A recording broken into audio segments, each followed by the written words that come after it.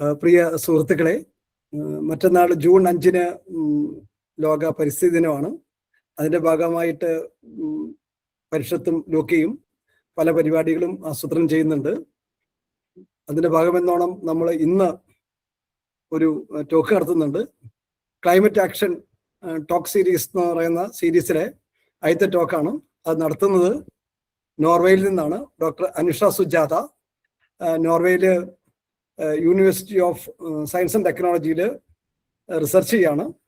ഇന്ന് നമ്മളോട് സംസാരിക്കുന്ന വിഷയം പാരന്റിങ്ങിലെ ഹരിത പാഠങ്ങൾ എന്നുള്ളതാണ്. അപ്പോൾ സുജാതയ്ക്കും ഇത് കേൾക്കാൻ വന്നിരിക്കുന്ന എല്ലാവർക്കും സ്വാഗതം. ഞാൻ ആക്ച്വലി ഒരു വീഡിയോ സർക്കുലേറ്റ് ചെയ്തിരുന്നു. ഇവിടെ കൂടുതലുള്ളത് പാരന്റ്സ് ആണെങ്കിൽ അവർ ആ വീഡിയോ കണ്ട് വന്നാൽ നന്നായിരിക്കും എന്ന് വിചാരിച്ചിട്ട്. പക്ഷെ അത് കാണണം നിർബന്ധമില്ല. നിങ്ങൾ എന്തെങ്കിലുമൊക്കെ ആയിട്ട് ക്ലൈമറ്റ് ചേഞ്ചുമായിട്ട് റിലേറ്റഡ് ആയിട്ടുള്ള ന്യൂസും അല്ലെങ്കിൽ ആ ഒരു പ്രത്യേക വീഡിയോയിൽ കാണിക്കുന്നത് എക്സ്ട്രീം ക്ലൈമറ്റ് ഈവൻറ്റ്സ് ലോകത്തിന്റെ പല സ്ഥലങ്ങളും സംഭവിക്കുന്നതിന്റെ ഒരു ഗ്ലിംസസ് ഓഫ് എല്ലാം കൂടി കൂട്ടിച്ചേർത്തുണ്ടാക്കിയ ഒരു വീഡിയോ ആയിരുന്നു അത്. അപ്പൊ അത് ആക്ച്വലി ഇത്തിരി സ്കെയറിയാണ്. അതുകൊണ്ട് ഞാനത് എന്റെ പ്രസന്റേഷനിൽ കാണിക്കുന്നില്ല. പക്ഷെ ഞാൻ ത്രൂ ഔട്ട് ദ പ്രസന്റേഷൻ 1-2 ചെറിയ ഷോർട്ട് വീഡിയോസ് കാണിക്കും. ആക്ച്വലി എനിക്ക് ചാറ്റ് കാണാം. അപ്പം നിങ്ങൾ ചാറ്റിൽ ടൈപ്പ് ചെയ്താൽ നല്ലതായിരിക്കും. ആ അയച്ച video actually I just wanted to show that this is the world our children are inheriting. But the one I am showing is more on a positive side. It's more about the climate action. So നമുക്കത് share ചെയ്തുകൊണ്ട് തുടങ്ങാം.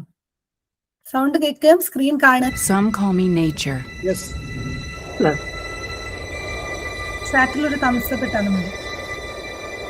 Others call me Mother Nature. I've been here for over 4.5 billion years. 22,500 times longer than you. I don't really need people, but people need me. Yes, your future depends on me. When I thrive, you thrive. When I falter, you falter. Or worse.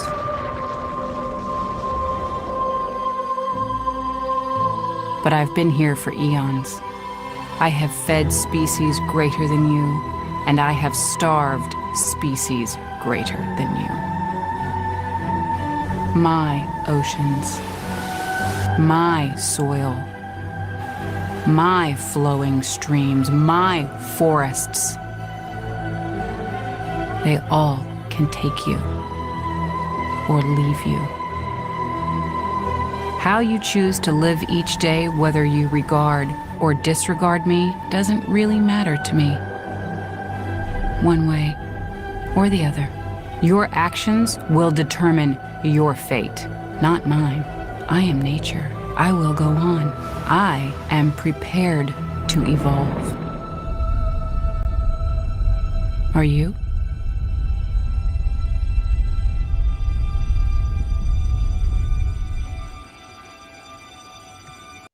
Climate change സംഭവിക്കുന്നുണ്ടെന്ന് നമുക്കറിയാം. അതിന്റെ reason human made അല്ലെങ്കിൽ anthropogenic climate change എന്നാണ് അതിന് പറയുന്നത്.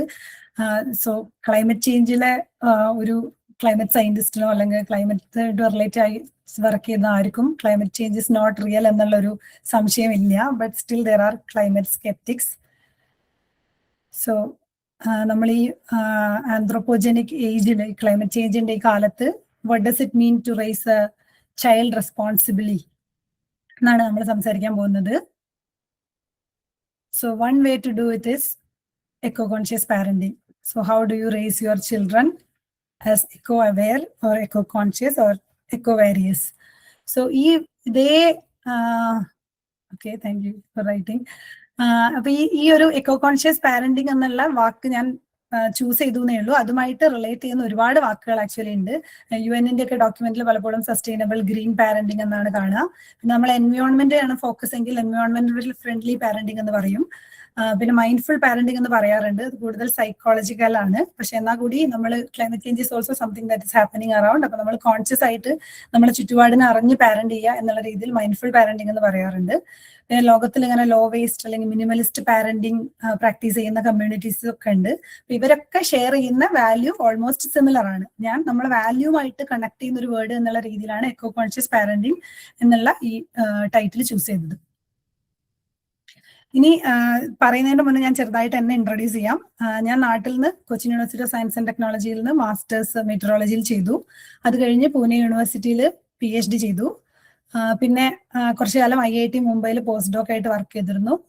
പിന്നീട് സ്വീഡനിൽ വന്ന് 2 years അവിടെ പോസ്റ്റ് ഡോക്ക് ആയി വർക്ക് ചെയ്തു. തിരിച്ച് നാട്ടിൽ പോയിട്ട് C-STEP എന്ന് പറഞ്ഞൊരു പോളിസി മേക്കിംഗ് കമ്പനിയിൽ ബാംഗ്ലൂർ എത്തി വർക്ക് ചെയ്തു. തിരിച്ച് നോർവേയിൽ വന്ന് ഇവിടെ ഞാനിപ്പോൾ 4 വർഷം പോസ്റ്റ് ഡോക്ക് കംപ്ലീറ്റ് ചെയ്യാണ്. പിന്നെ അപ്പാർട്ട് ഫ്രം അക്കാഡമിയ ഞാൻ ക്ലൈമറ്റ് ചേഞ്ചുമായി ബന്ധപ്പെട്ട് ചെയ്യുന്ന കാര്യങ്ങൾ ഞാൻ ഇവിടെ ലിസ്റ്റ് ചെയ്തതാണ്.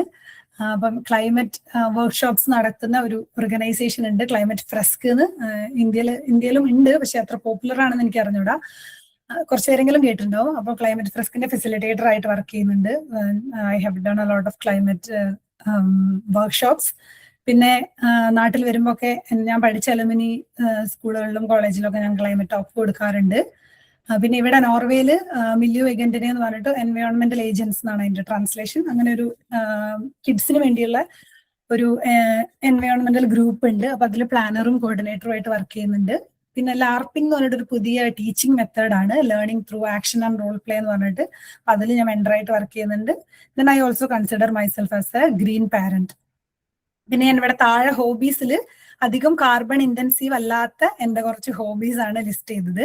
അതിൽ ട്രാവലിംഗ് ആക്ച്വലി വളരെ കാർബൺ എമിഷൻ ഉണ്ടാക്കുന്ന ഒരു ഹോബിയാണ്. പക്ഷെ നമ്മൾ സസ്റ്റൈനബിൾ പ്രാക്ടീസസ് മനസ്സിലാക്കുന്ന വഴി നമുക്ക് ട്രാവലും കുറച്ചും കൂടി സസ്റ്റൈനബിൾ ആയിട്ട് പ്രാക്ടീസ് ചെയ്യാൻ പറ്റും. ഇനി ഒരു ഐസ് ബ്രേക്കിംഗ് എന്നുള്ള രീതിയിൽ ഞാൻ ജസ്റ്റ് ഒരു ക്വസ്റ്റ്യൻ ചോദിച്ചുകൊണ്ട് തുടങ്ങാം. പറ്റുന്നവർക്ക് ഒന്ന് ആൻസർ ചെയ്യണം. ഇപ്പൊ നിങ്ങളുള്ള സ്ഥലത്തെ ഇന്നത്തെ അന്തരീക്ഷത്തിന്റെ അവസ്ഥ എന്തായിരുന്നു എന്നൊന്ന് ടൈപ്പ് ചെയ്യോ.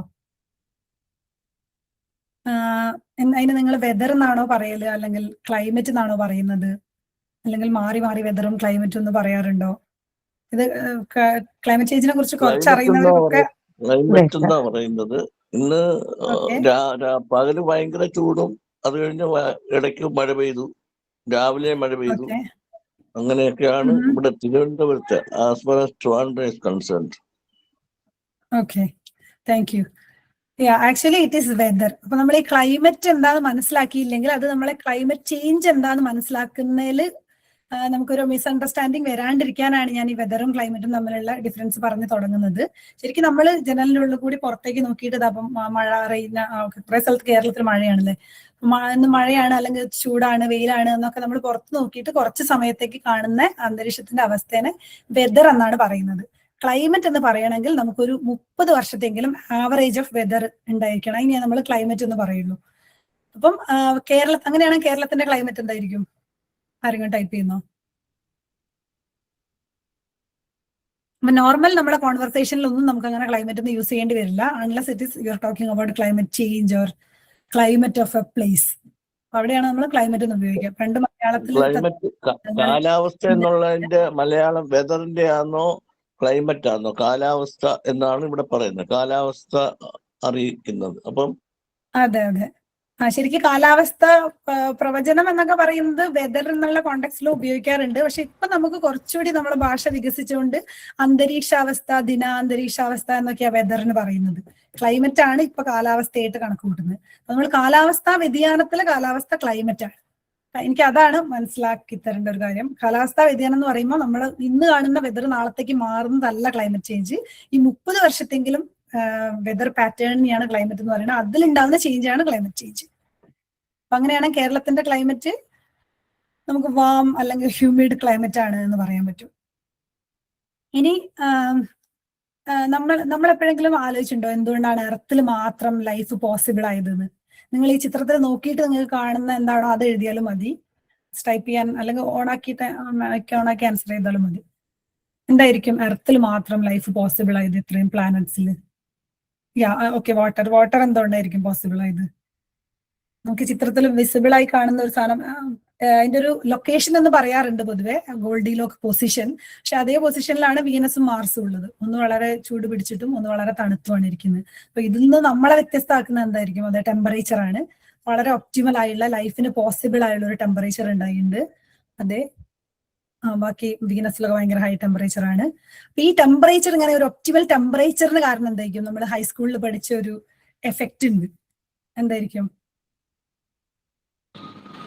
ഗ്രീൻ ഹൗസ് ഗ്യാസ് എഫക്റ്റ് ആണ്. അതായത് സൂര്യനിൽ നിന്ന് വരുന്ന റേഡിയേഷൻ എർത്തിൽ തട്ടി തിരിച്ചു പോകുന്ന ലോങ് വേവ് റേഡിയേഷനെ അറ്റ്മോസ്ഫിയറിലുള്ള ഗ്യാസ് പാർട്ടിക്കിൾസ് ഒബ്സർവ് ചെയ്യുന്നത്. അപ്പം ഗ്രീൻ ഹൗസ് ഗ്യാസസിനെ ഗ്രീൻ ഹൗസ് ഗ്യാസസ് എന്ന് പറയും. ഏതൊക്കെയാണ് നിങ്ങൾക്ക് അറിയുന്ന ഗ്രീൻ ഹൗസ് ഗ്യാസസ്? നമുക്ക് കൺഫ്യൂസ് ചെയ്യണ്ടാണ്ടിരിക്കേണ്ട ഒരു കാര്യം, നമ്മളൊരു ബ്രെത്ത് എടുക്കുമ്പം അല്ലെങ്കിൽ നമ്മുടെ അറ്റ്മോസ്ഫിയറിലെ ഏറ്റവും highest constituent gas greenhouse gas അല്ല, അത് നൈട്രജൻ ആണ്. കാർബൺ ഡൈ ഓക്സൈഡ് ആണ് നമുക്ക് അറിയുന്ന ഒരു ഗ്രീൻ ഹൗസ് ഗ്യാസ്. നൈട്രജൻ ആണ് എയറിൽ ഏറ്റവും കൂടുതലുള്ളത്, 78%. അത് കഴിഞ്ഞ് ഓക്സിജൻ, പിന്നെ വളരെ കുറഞ്ഞ അളവിൽ ട്രേസ് എമൗണ്ടിൽ മാത്രമുള്ള ഒരു ഗ്യാസ് ആണ് CO2. പക്ഷെ അതാണ് നമ്മുടെ സ്റ്റോറിയിലെ വില്ലൻ, ക്ലൈമറ്റ് ചേഞ്ചിലെ വില്ലൻ. ഇനി എന്താണ് ക്ലൈമറ്റ് ചേഞ്ച്? ഈ കാർബൺ ഡൈ ഓക്സൈഡിന്റെ അല്ലെങ്കിൽ ഗ്രീൻ ഹൗസ് ഗ്യാസിന്, അത് മീഥേനും വളരെ പൊട്ടന്റ് ആയിട്ടുള്ള ഗ്രീൻ ഹൗസ് ഗ്യാസ് ആണ്. പക്ഷെ മീഥേന്റെ അളവ് കാർബൺ ഡൈ ഓക്സൈഡിനെ വെച്ചിട്ട് കുറവാണ്. പിന്നെ മാത്രമല്ല, നമ്മൾ കൂടുതൽ വെറീഡ് ആയിരിക്കുന്നത് ആന്ത്രോപോജനിക് അല്ലെങ്കിൽ മനുഷ്യനിർമ്മിതമായുള്ള ക്ലൈമറ്റ് ചേഞ്ചിനെ കുറിച്ച് ആയതുകൊണ്ട് തന്നെ നമ്മൾ കാർബൺ ഡൈ ഓക്സൈഡിനെയാണ് എപ്പോഴും ഫോക്കസ് ചെയ്യുന്നത്.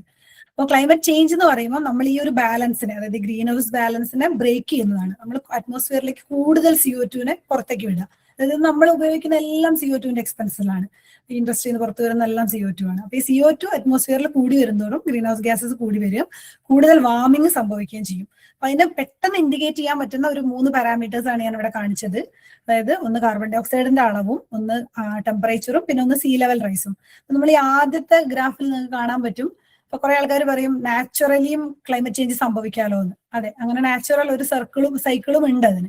അപ്പൊ ആ സൈക്കിൾ പ്രകാരം നോക്കൂ, 800,000 years ago മുതൽ ഒരു 200,000 years ago വരെ നമുക്ക് ഈ ഒരു നാച്ചുറൽ ക്ലൈമറ്റ് ചേഞ്ച് ആണ് നമ്മൾ കാണുന്നത്. പക്ഷെ നമ്മൾ ഈ ഗ്രാഫിന്റെ ലാസ്റ്റ് പാർട്ടിൽ നോക്കുമ്പോൾ നമുക്ക് കാണാൻ പറ്റും ഒരു ഷാർപ്പ് ഇൻക്രീസ് സംഭവിച്ചിട്ടുണ്ട് ലാസ്റ്റ് 200 years.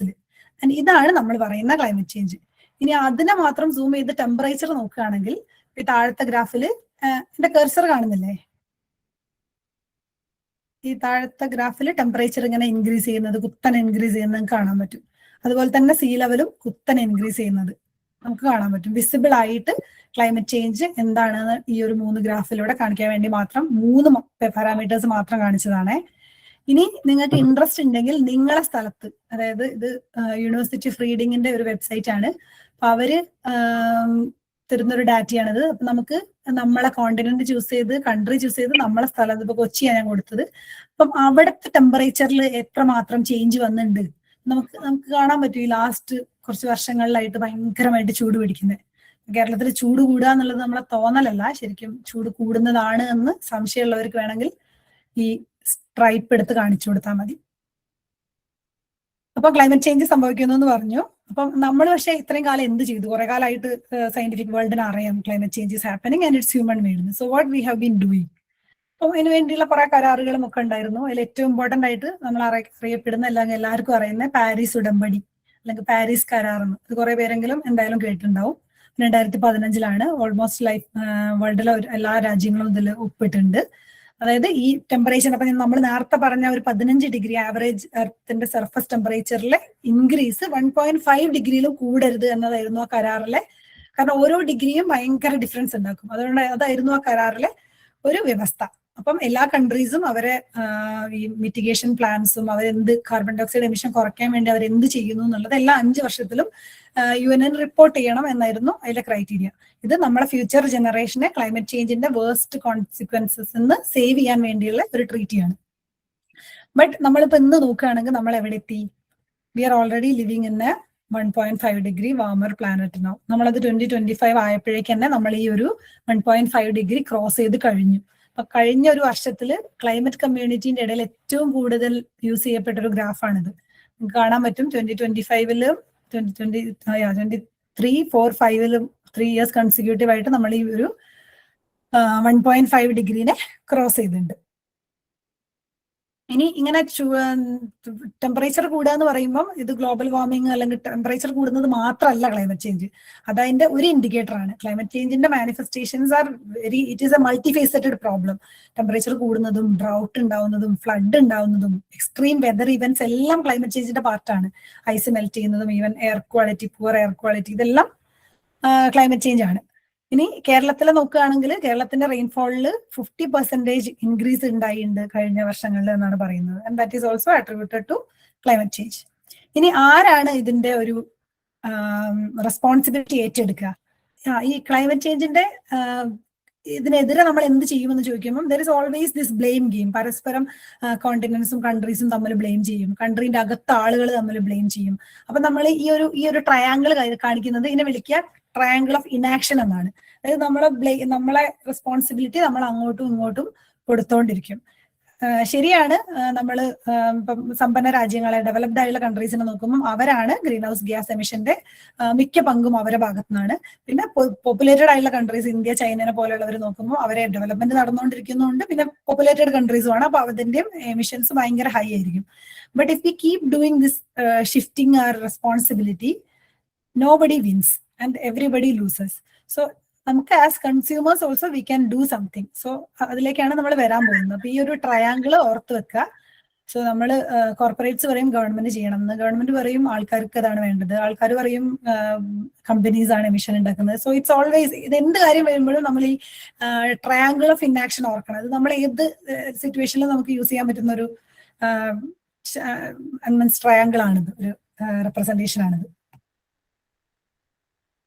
ഇനി ഇനി ക്ലൈമറ്റ് ചേഞ്ച് ആള് എഫക്ട് ചെയ്യുന്നത് എങ്ങനെയാ നോക്കാം. ക്ലൈമറ്റ് ചേഞ്ച് ആക്ച്വലി ഈക്വലി അല്ല ലോകത്തിൽ എല്ലാവരും എഫക്ട് ചെയ്യുക. അതായത് വളരെ റിച്ച് ആയിട്ടുള്ള കൺട്രീസിന് അവരുടെ മിറ്റിഗേഷനും അവരുടെ അഡാപ്റ്റേഷനും ഒക്കെ കുറച്ചും കൂടി സ്ട്രോങ് ആയിരിക്കും. അപ്പൊ അവർക്ക് കുറച്ചു കാലം കൂടിയൊക്കെ ക്ലൈമറ്റ് ചേഞ്ചിന്റെ വേസ്റ്റ് കോൺസിക്വൻസിൽ നിന്ന് രക്ഷപ്പെടാൻ പറ്റും. അപ്പൊ ഈ ഗ്രാഫിൽ, ഇത് ഞാൻ ലൂക്കേന്റെ ഒരു ആർട്ടിക്കിൾ എടുത്ത ഗ്രാഫാണ്. അപ്പൊ ഇതൊന്ന് നോക്കിക്കഴിഞ്ഞാൽ നമുക്ക് കാണാൻ പറ്റും, ഈ ബ്ലൂ ആയിട്ടുള്ള കൺട്രീസ് ഹയർ ഇൻകം കൺട്രീസ് ആണ്, ഓറഞ്ച് ആയുള്ളത് ഇന്ത്യ, റഷ്യ, ചൈന ഒക്കെ ഉള്ളത് middle income, and lower income countries താഴേക്കും. ഇനി ഇതിന്റെ താഴെ എഴുതിയതുണ്ടോ മോർ വൾണറബിൾ. അപ്പൊ ഈ ഏറ്റവും വൾണറബിൾ ആയുള്ള കൺട്രീസ് എപ്പോഴും ഈ ലോവർ ഇൻകം കൺട്രീസ് ആയിരിക്കും. പക്ഷെ അവരായിരിക്കും ക്ലൈമറ്റ് ചേഞ്ചിന്റെ റീസണിലേക്ക് ഏറ്റവും ലെസ് കോൺട്രിബ്യൂട്ട് ചെയ്തതും. അപ്പൊ അവിടെ ഒരു ക്ലൈമറ്റ് ചേഞ്ചിനെ സംബന്ധിച്ച് അവിടെ ഒരു ഡിസ്പാരിറ്റി എക്സിസ്റ്റ് ചെയ്യുന്നുണ്ട്. ഇനി നമ്മൾ കുറച്ചുകൂടി എക്സ്ട്രീം ആയിട്ട് പറയുകയാണെങ്കിൽ ക്ലൈമറ്റ് റെഫ്യൂജീസ് എന്നുള്ള ഒരു ടേം കേട്ടിട്ടുണ്ടോ? പലപ്പോഴും നമ്മൾ വാറുമായിട്ട് ബന്ധപ്പെട്ടാണ് റെഫ്യൂജി എന്നുള്ള പദം കേട്ടതെങ്കിലും ക്ലൈമറ്റുമായി ബന്ധപ്പെട്ടിട്ടും ഓൾറെഡി ഇത് സംഭവിച്ചുകൊണ്ടിരിക്കുന്നുണ്ട്. UN കണക്ക് പ്രകാരം കഴിഞ്ഞ 5 വർഷങ്ങളിലായിട്ട് 2.5 കോടി ആളുകൾ ക്ലൈമറ്റ് റിലേറ്റഡ് കാരണങ്ങൾ കൊണ്ട് ഡിസ്പ്ലേസ്ഡ് ആയിട്ടുണ്ടെന്ന് പറയുന്നു. 2050 ആവുമ്പോഴേക്ക് അത് പ്രൊജക്ട് ചെയ്ത നമ്പർ പറയുന്നത് 21.6 crore ആൾക്കാരാണ്. ഇനി കേരളത്തിലെ ഫ്ലഡിൽ മാത്രം 1.4 മില്യൺ ആളുകൾക്ക് ഇങ്ങനെ ഡിസ്പ്ലേസ്മെന്റ് സംഭവിച്ചിട്ടുണ്ട്. ഇനി കുട്ടികളിലേക്ക് വരികയാണെങ്കിൽ എന്തുകൊണ്ടാണ് കുട്ടികളാണ് ഇതിൽ ഏറ്റവും എഫക്റ്റഡ് ആണ് എന്ന് പറയുന്നത്? മറ്റേത് ക്രൈസിസിനെയും പോലെ തന്നെ ഏറ്റവും വൾണറബിൾ ആയുള്ള, ഏറ്റവും മാർജിനലൈസ്ഡ് ആയുള്ള ആളുകളായിരിക്കും ഏറ്റവും അധികം ഇതിന്റെ കോൺസിക്വൻസസ് സഫർ ചെയ്യേണ്ടി വരിക. അപ്പൊ കുട്ടികളെ സംബന്ധിച്ച് അവര് ഫിസിയോളജിക്കലി വൾണറബിൾ ആണ്, അവരുടെ ബ്രെയിനും ബോഡീസും ഒക്കെ ഡെവലപ്പിംഗ് സ്റ്റേജിലാണ്. അപ്പൊ നമ്മളെ ഇപ്പൊ തന്നെ നമ്മൾ ക്ലൈമറ്റ് ചേഞ്ചിന്റെ ആഫ്റ്റർ എഫക്ട്സ് കണ്ടു തുടങ്ങി. ഇനി അവരെ ജനറേഷനാണ് ഇത് മുഴുവൻ കൂടുതലും എക്സ്പീരിയൻസ് ചെയ്യാൻ പോകുന്നത്. അതേസമയം കുട്ടികളാണ് ഈ ഒരു ക്രൈസിസിലേക്ക് ഏറ്റവും കുറച്ച് കോൺട്രിബ്യൂട്ട് ചെയ്തത്. ഈ climate change through out the വേൾഡിൽ ക്ലൈമറ്റ് ചേഞ്ച് നടക്കുന്നത്. അതെ,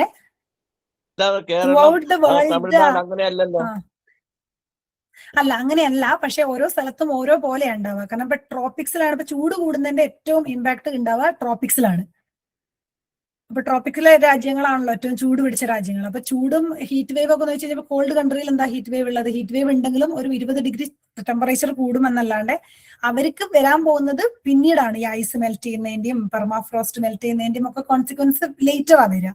അപ്പൊ ആദ്യം എഫക്ട് ചെയ്യുക ഈ ട്രോപ്പിക്കൽ മിഡിൽ ഇൻകം കൺട്രീസ് ആണ് കൂടുതൽ ആ ബെൽറ്റിൽ വരുന്നത് എന്നുള്ളതുകൊണ്ട് അവരെയാണ് ഏറ്റവും കൂടുതൽ എഫക്ട് ചെയ്യുക. അപ്പൊ അതിന്റെ എഫക്ട് ഈക്വലി ആയിട്ടല്ല അനുഭവിക്കുന്നത് ആൾക്കാർ. പിന്നെ അതിന് മിറ്റിഗേഷന് അനുസരിച്ചും അതിൽ ഡിഫറൻസസ് ഉണ്ട്. ഒരു കൺട്രി എങ്ങനെ ക്ലൈമറ്റ് ചേഞ്ചിന്റെ ആഫ്റ്റർ എഫക്ട്സിനെ കോമ്പാക്ട് ചെയ്യുന്നു എന്നുള്ളതിലും. അപ്പം ഈ ഒരു വീഡിയോ, ഇത് യൂണിസെഫിന്റെ ഒരു വീഡിയോ ആണ്. ഇത് എന്തുകൊണ്ടാണ് ക്ലൈമറ്റ് ക്രൈസിസ് ഒരു ചൈൽഡ് റൈറ്റ് ക്രൈസിസ് ആണെന്ന് പറയുന്നത് എന്നാണ്. Right now, climate change is causing extreme weather events to increase in frequency and ferocity, and children will bear the greatest impact. The climate crisis is a child rights crisis. It threatens the health, survival, and future potential of all children. When floods hit, health clinics and water facilities can be destroyed, and stagnant water breeds disease. Drought can cause crop failures and lead to malnutrition, forcing people from their homes. Toxic air pollution affects children's lung and brain development. As climate change makes crises more common and intense, it becomes harder to recover from them. UNICEF programs are working to build a safer, cleaner world for all children, supporting communities to prepare. യൂണിസെഫിന്റെ ഒരു video ആണ്. ഞാൻ ഈ ഒരൊറ്റ question മുന്നേ കാണുന്നതുകൊണ്ട് ഞാൻ പറയാണ്, green house gases എർത്തിനേക്കാളും ചൂട് പിടിച്ച എല്ലാ ഗ്രഹങ്ങളിലും ഗ്രീൻ ഹൗസ് ഗ്യാസസിന്റെ അളവ് വളരെ കൂടുതലാണ്. അതുകൂടിയാണ് പറയുന്നത്, നമ്മളെ പ്ലാനറ്റിലും ഗ്രീൻ ഹൗസ് ഗ്യാസസ് കൂടുമ്പോൾ നമ്മളത് കൂടുതൽ ചൂട് പിടിക്കും എന്നാണ് പറഞ്ഞത്. ഗ്രീൻ ഹൗസ് ഗ്യാസ് ഇല്ലാത്തത് കോൾഡർ പ്ലാനറ്റ്സിലാണ്, അതായത് അവിടെ അറ്റ്മോസ്ഫിയർ ഇല്ല. ഇനി നമ്മൾ എക്കോ കോൺഷ്യസ് പാരന്റിങ്ങിലേക്ക് വരികയാണ്. അപ്പൊ എക്കോ കോൺഷ്യസ് പാരന്റിങ് എന്ന് പറഞ്ഞാൽ അതിനൊരു ഫ്രെയിം വർക്കോ ഒരു റൂൾ ബുക്കോ ഒന്നും ഇല്ല. ഞാൻ മനസ്സിലാക്കുന്നത് എക്കോ കോൺഷ്യസ് ആയുള്ള ആളുകൾ അവരെ കുട്ടികളെ വളർത്തുന്ന രീതി എന്നതാണ്, അതൊരു മൈൻഡ് സെറ്റ് ആണ്. അപ്പൊ അത് എങ്ങനെ ചെയ്യാം എന്ന് വെച്ച് കഴിഞ്ഞാൽ, നമ്മൾ കുട്ടികളെ വളർത്തുമ്പോൾ നമ്മൾ എടുക്കുന്ന ഓരോ ഡിസിഷനിലും നമ്മളെ കുട്ടികളെ മാത്രമല്ല നമ്മളെ പ്ലാനറ്റിനെയും അവരെ ഫ്യൂച്ചർ ജനറേഷനെയും അവരെ ഫ്യൂച്ചറിനെയും ഒക്കെ എഫക്ട് ചെയ്യാൻ പോകുന്ന തരത്തിലുള്ള ഡിസിഷൻസ് മേക്ക് ചെയ്യുക എന്നുള്ളതാണ് എക്കോ കോൺഷ്യസ് പാരന്റിങ് എന്നുകൊണ്ട് ഉദ്ദേശിക്കുന്നത്. അതായത് നമ്മൾ എല്ലാ ഡിസിഷനിലും പ്ലാനറ്റ് ഒരു ഫാക്ടർ ആയിരിക്കാം. പിന്നെ ഇത് എങ്ങനെ കൾട്ടിവേറ്റ് ചെയ്തെടുക്കാം ഈ ഒരു അവയർനെസ് ആൻഡ് വാല്യൂസ് കുട്ടികളിൽ എന്ന് ചോദിച്ചു കഴിഞ്ഞാൽ, കുട്ടികളെ വളരെ ചെറുപ്പം മുതലായിട്ട് നേച്ചറായുള്ള ഒരു കണക്ഷൻ ബിൽഡ് ചെയ്തെടുക്കുക. അവരെ മീൻസ് നമ്മളും ഒരു ഹ്യൂമൻ സ്പീഷീസ് എന്നുള്ള രീതിയിൽ മറ്റ് സ്പീഷീസിന്റെ കൂടെ കോ എക്സിസ്റ്റ് ചെയ്യുന്ന ഒരു സ്പീഷീസ് ആയിട്ട് നമ്മളെ കാണാൻ പഠിപ്പിക്കുക. പിന്നെ നമ്മൾ ഓരോ ചോയ്സസും വളരെ തോട്ട്ഫുൾ ആൻഡ് അവെയർ ആവുക. So then they grow up with this empathy and care for the world. ബാക്കിയുള്ള ആളുകളോട് മാത്രമല്ല ബാക്കിയുള്ള സ്പീഷീസിനോടും നമ്മുടെ ചുറ്റുള്ള അനിമൽ ആൻഡ് പ്ലാന്റ് കിങ്ഡത്തിനെയൊക്കെ മനസ്സിലാക്കി വളരുന്ന കുട്ടികളായിരിക്കുക എന്നുള്ളതിലൂടെയാണ് നമുക്ക് എക്കോ കോൺഷ്യസ് പാരന്റിങ് പ്രാക്ടീസ് ചെയ്യാൻ പറ്റുക. അത് വളരെ സിമ്പിൾ ആയുള്ള ഡെയിലി ഹാബിറ്റ്സിലൂടെ നമുക്ക് ചെയ്യാൻ പറ്റും. ഇനി അതിലെ ആദ്യത്തെ പോയിന്റ് പാരന്റിങ് ഒരു ചോയ്സ് ആണ് എന്നുള്ളതാണ്. അപ്പൊ പാരന്റ് ആയിട്ടുള്ളവർക്ക് അറിയാം പാരന്റിങ് വളരെ ഫുൾഫില്ലിംഗ് ആയുള്ള എൻലൈറ്റനിങ് ആയുള്ള ഒരു എക്സ്പീരിയൻസ് ആണ്. എന്നാൽ അതേസമയം അത് വളരെ കോൺഷ്യസ് ആയുള്ള ഒരു ചോയ്സും കൂടിയാണ്.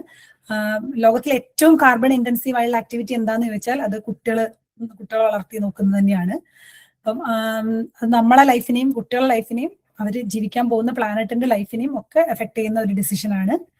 ലോകത്ത് ഫെർട്ടിലിറ്റി ഡിക്ലൈൻ സംഭവിക്കുന്നുണ്ട്. അപ്പം പലപ്പോഴും എക്കണോമിക്സ് അതിനെ ഒരു ഇഷ്യൂ ആയിട്ടാണ് പ്രൊജക്ട് ചെയ്യുക. എന്നാൽ it's actually good, it's not just good for the environment. കാരണം ഒരുപാട് ആൾക്കാർ ഉണ്ടാവുന്നതല്ല ഒരു കൺട്രീന്റെ എക്കണോമിക് ആൻഡ് കൾച്ചറൽ വെൽത്തിലേക്ക് കോൺട്രിബ്യൂട്ട് ചെയ്യുന്നത്, ക്വാളിറ്റി ഉള്ള ആൾക്കാർ ഉണ്ടാവുന്നതാണ്. അപ്പം make less babies, this is my personal suggestion.